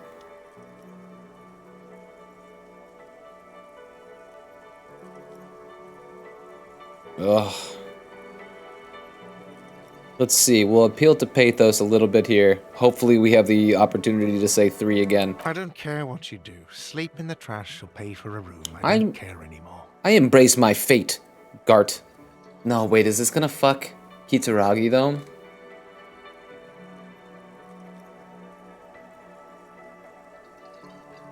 I'll pay for the room tonight.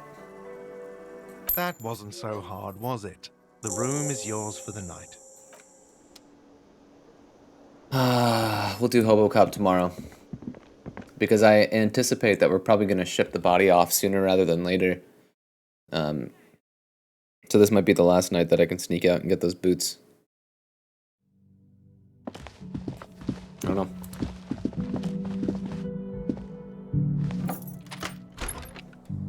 Base, dude.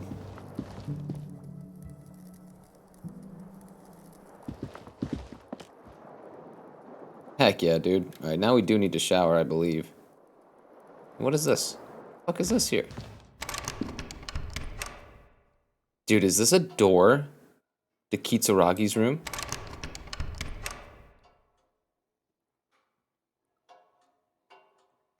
I thought I had to shower. Man, should I go see if the dice maker's there? Oh, I probably don't have the money for it. Now that I paid. Stupid douche. There's a bathtub in your room.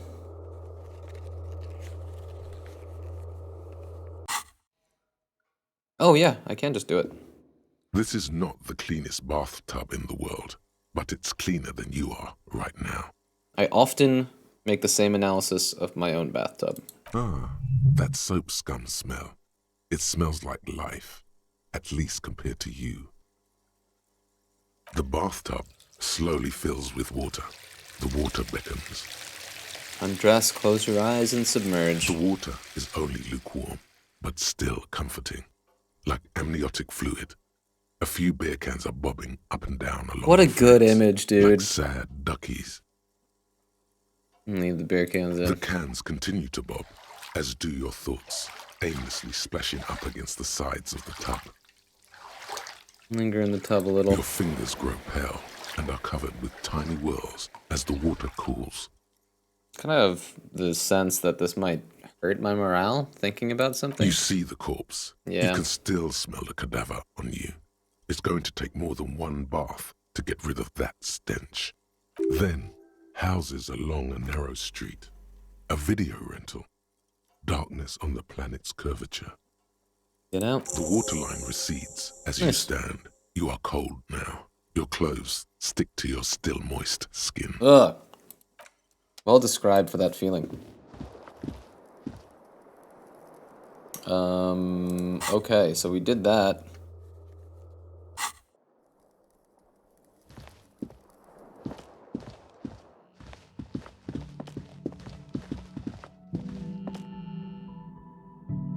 Going to get some boots, baby.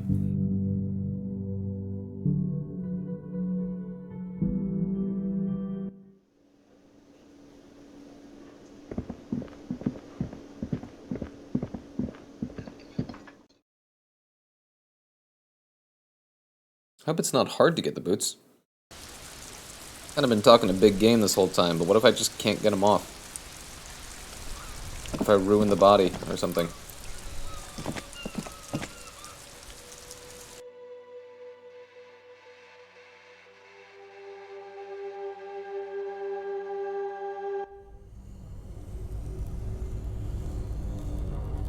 Okay, so moment of fucking truth. The bear's eyes are still glowing red. It's guarding over the freezing corpse. The body is reluctant to let go of the boots, as though it were its last bit of dignity. Whatever you're planning to do, you need to do it before you catch pneumonia in the cold draft coming from deep inside the fridge. Pulling the right boot. It's not completely useless. You're able to reveal a little more of the putrid polymer sock beneath the boot. Pulling the left boot. It feels like the leg is going to come off along with the boot, but you're able to get the boot to move a centimeter or two. Just relax. This is easy. This is happening. Adjust the seating position first for sure, right? He's too heavy to move by yourself. A great mass of dead muscles, with hoarfrost covering his milky eyes. Try to twist the boots off one by one. This is the right method. Here we go. It takes some time. Wait, we got him. But eventually, the boots come off, with nasty slices of polymer sock stuck to even bigger pieces of skin and rotting flesh. Fucking gross. Take stock of the damage. Not good. Let's pin this on the bear. Yeah. The ice bear tore up his legs with its claws. Definitely. As for the boots, you can't possibly do anything with them until you've cleaned and disinfected them thoroughly. Yeah. Yes, these absolutely need to be washed before. The stink is incredible. Didn't the Whirling have a kitchen? It does, but like, what the fuck?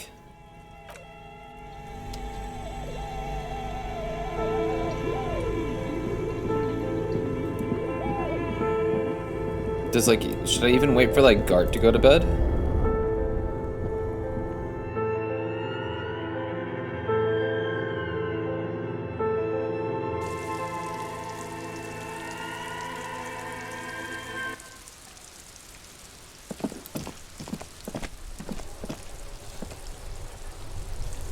What was that about?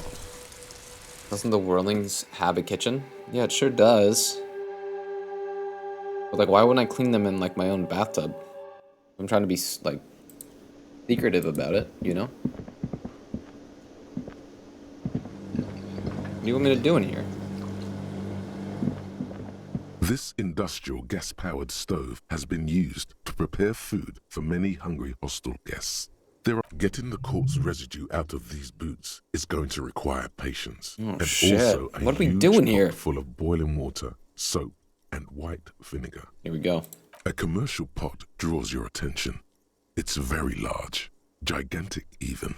It could be used to make enough stew to feed an entire city, and also to boil a putrid pair of death boots. Check out the cleaning There supplies. is a variety of soaps and bleaches in the cabinet to the left of the stove. Do you think I can get away with There is this? also a bottle of white vinegar in the cabinet next to the fridge.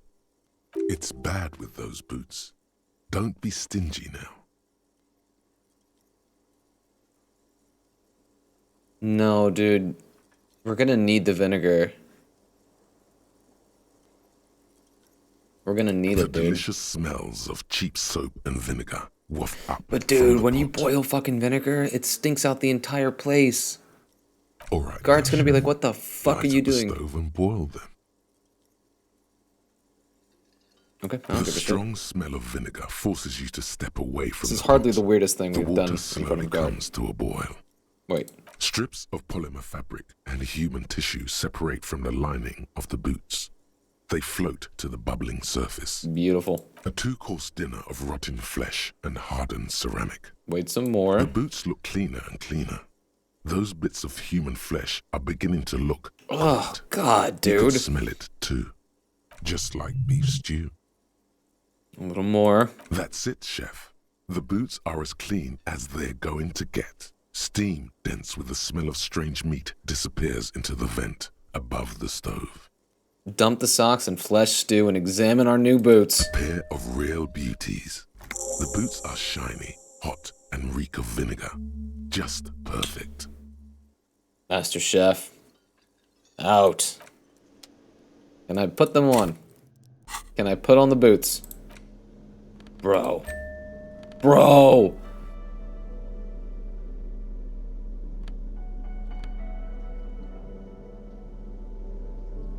These greaves are light as feathers, and just a tad too big for you, but don't let that bother you.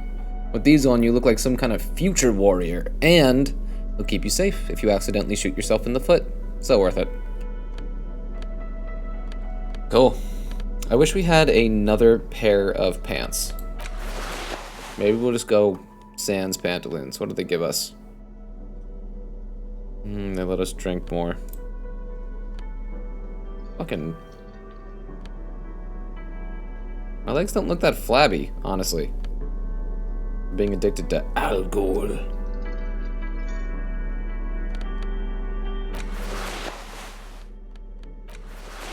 Dude! Do you see this presence before you right now? Honestly, this one's better. I'm so fucking in. I'm so fucking in, dude. Okay, so we'll do this tomorrow. We'll do that tomorrow. We'll do that tomorrow when the cook's around. I'll have to find that somewhere. We'll do that tomorrow.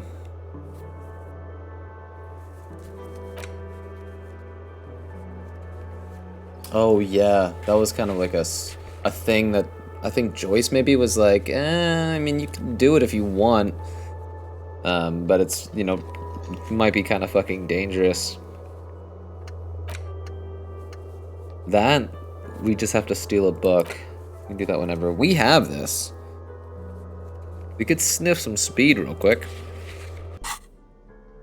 What is our, It takes 1 morale away, right?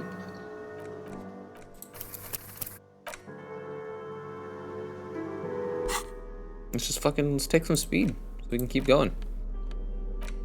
Right?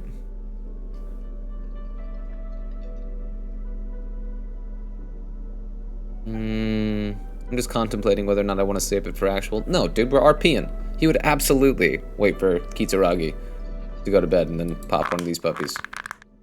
Wait, did I have to do that?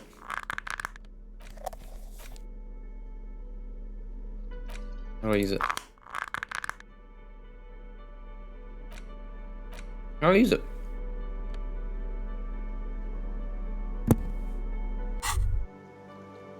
Now that you've acquired some stimulants, it's time for a little pick-me-up. Time to detect. Will it make me into a super cop? It will make you into more than that. A mega cop. Gasp. This is your modus operandi. This is how you've done it for years. Let's go. Wait, but right here? Now. See? That's your problem. A lack of confidence. You're right. Everyone in this game is fucking confident as shit, and I should be too. Everything. This is gonna be really bad for my health, isn't it? It's not ideal, no. But you need. I love that the electrochemical system is levels with you. You're never going to finish this case without cheating. Okay, my body is ready. Let's do it. You raise the peptide bottle, press one nostril closed, and inhale furiously with the other. The rush is almost immediate. It tastes bitter and caustic, and stings a bit inside your nose. Good to have you back, Officer Megacop. World has been waiting. Now the taste is slowly receding into your throat. The rush is growing in intensity, your little heart pounding like a bird in a cage. A sweat breaks out across your brow. Your jaw clenches. And let's be honest, there's a little chest pain. The good kind. Of course, of course, of course. You may want to blast a nosophed or something. You could work with this high. Like, literally work. Solve the case. File some papers.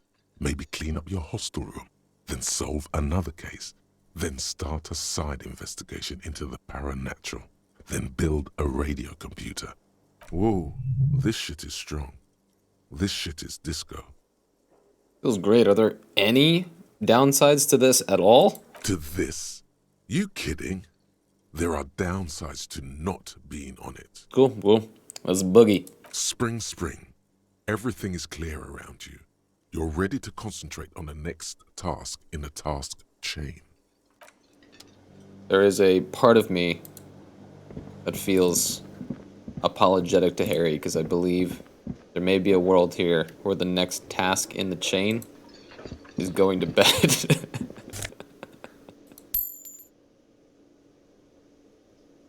It's one of the more, man, that is one of the more sadistic things you can do to your own character. Photos of men in overalls, toting guns and Union placards. You see hawthorn bushes outside. Yeah, to have your fucking main character rip some fucking speed and then tuck him into bed. Oh, God.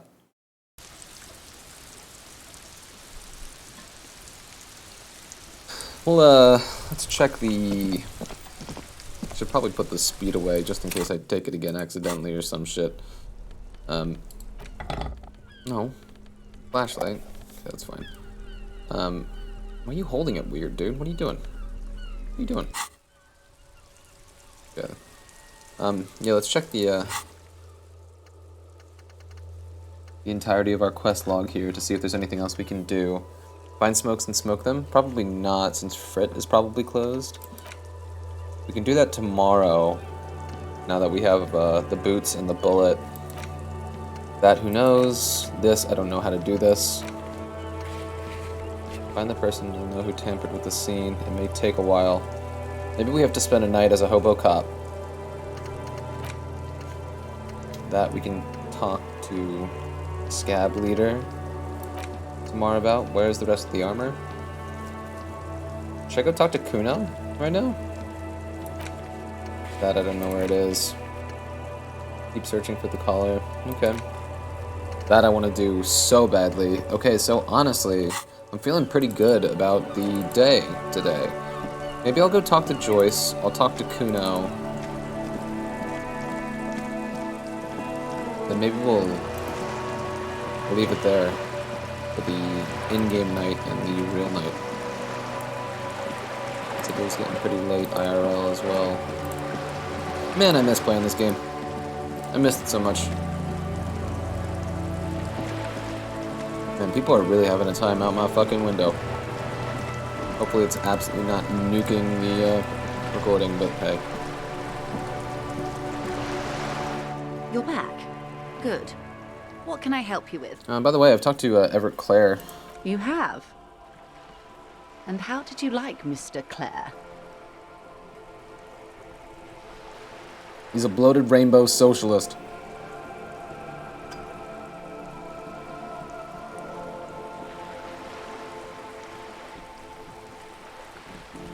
I like the short and sweet. No, we gotta be funny with it. He's a bloated rainbow socialist is certainly the funniest. Oh, come on now. He has his uses. How else would he have stayed in power all these years? Or wait, actually... She answers her own question. Corruption. That's how he's done it. Fantastic. Worm-like. Corruption. Reaching into the bowels of the earth. Looks at the ground and nods. Of course. I don't expect you to share anything he told you with me. I'm not a Worm myself. Worm. But... Fun pronunciation. He felt like passing some lawyerly. information. How could I stop you? Are we not human?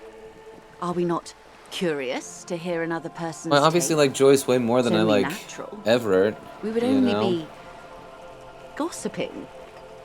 Intellectually speaking, it would be quite interesting to hear what she has to say about these things. I mean, I fucking agree. Mr. Everett has helped me find my gun. Oh. That's so helpful of him. So very, very helpful. And how is that going? Do you have any leads on that gun? Mr. Everett is helping me find my gun. Yes. As you said. Mr. Everett is helping me find my gun. Your gun, yes. Do you want to talk about something else now? Mr. Everett is helping me find my gun. To actually play white He noise? seems to be in some sort of loop. Mr. Everett has helped me find my gun. What is happening? No, it's not that. It's... I have no idea. Dude, are they gonna fuck my morale right now? Mr. Everett has helped me find my gun. Mr. Everett has helped me find my gun. Of all the things to be stuck looping, this has got to be one of the most witless. Mr. Everett has helped me find my gun. Sweetheart, please stop repeating that now. Her eyes look worried, frightened even. This is going to be hard to recover from. Mr. Everett has helped me find my gun. Please. Mr. Everett has helped me find my gun. Mr. Everett has helped me find my gun. Get out of here. Yes, Mr. Everard. This gossiping idea was terrible on my part. I take it back. Mr. Everett has helped me find my gun. The woman scans her surroundings as though a neurologist might magically... Mr. Everett has helped me find my gun. Mr. Everett has helped me find my gun. Do you want me to take you to a hospital, sir? Things were going so well before. There's no other option. The process must be interrupted. Yeah, we need to pull the plug. What are you talking about? What if he forgets everything again? Okay, I'm gonna do it. Hold on. Detective, is everything all right in there? I'm great. Are you alright? I'm much better now that you're back. You seem to be caught in some sort of loop. Yeah, that sounds like me. Never mind the details. We've wasted How enough time. fucking hilarious was that? What matters is that you seem to have got out of it. Now, please ask me something else before it happens again. Something that, preferably, doesn't include the words Mr. or Everard. Oh, I just want to do it again. But I have 1 health and 1 morale left. I'd rather talk about something else for now, if you don't mind. Of course, Detective. Should something come up later down the road, don't be afraid to drop by for a chat. Until then, is there anything I can help you with? Thank you. That's all for now. Man, that was fucking delightful. Well, now I'm freaked out to talk to Kuno. Chickens can wait for tomorrow. If there's a time in this game to fucking go to bed, is when you're at 1 health and 1 morale. We'll call it there. Let's see if we get another life-altering dream sequence for the character and the player. Shit, I still think about that scene. Freaks me out, man.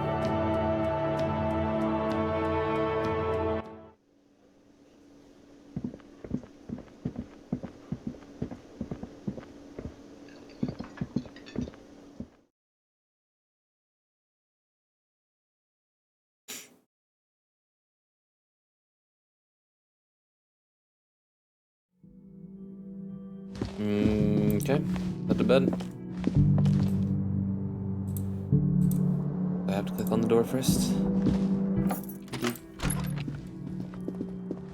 The bed is still cold from the broken window, and not too inviting, but it's yours. Man, it's still only like half an hour since I ripped some speed. The bed is still cold from the wind blowing in from the broken window. The mattress creaks as you close your eyes and try your hardest to fall asleep. Here we are again, my broken bud. The waves are coming, carrying you away. But you can't go. No, you have to stay. Always half aware of yourself. You're not cooperating, brother man.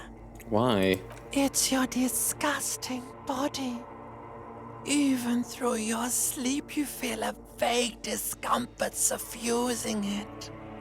Your belly and your sides are unpleasantly tender. You wish you could curl up into a fetal ball of safety. But you cannot, because of the pain. That pain in your right side is your enlarged liver, by the way. As for your kidneys, you've really been compounding the damage lately. These are my just desserts. I will endure this pain with dignity.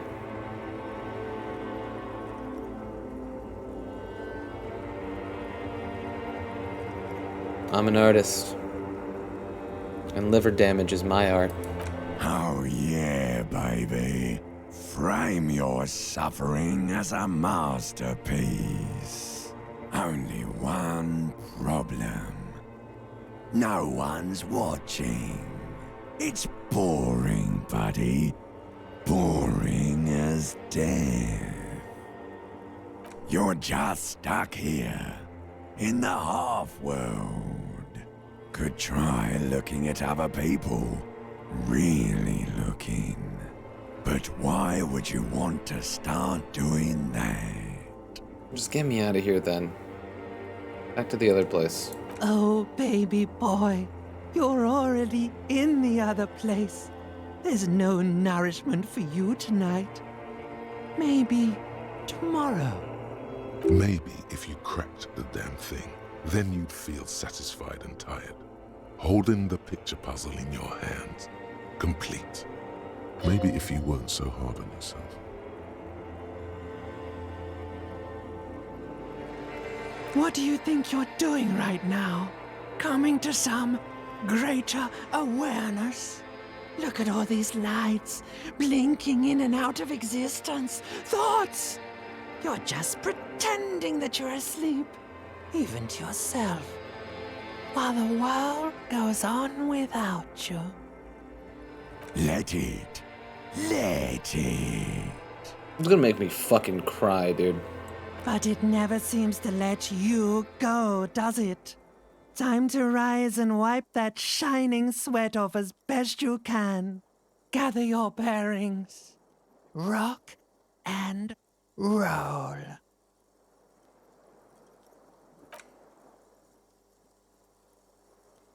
That's an amazing thing to read right before you go to try to sleep yourself, especially with a chaotic brain, huh?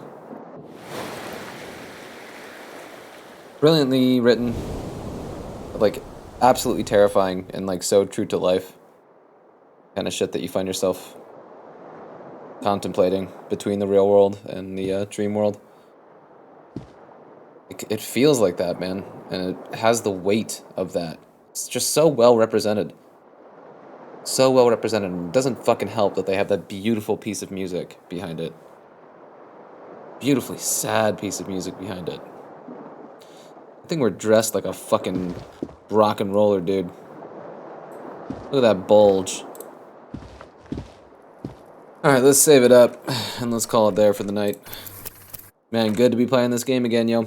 Straight up. I did just save, right? I'm gonna do that neurotic thing that gamers do and double save. And then get the autosave anyway. Yeah, good to be back in this world for sure. Day 2 is behind us. It's now officially Wednesday in-game. And who knows what the next day has in store. But we got our fucking boots, bitch. Alright, that's it. Thanks for watching. This game fucking rules. Peace. And happy midnight.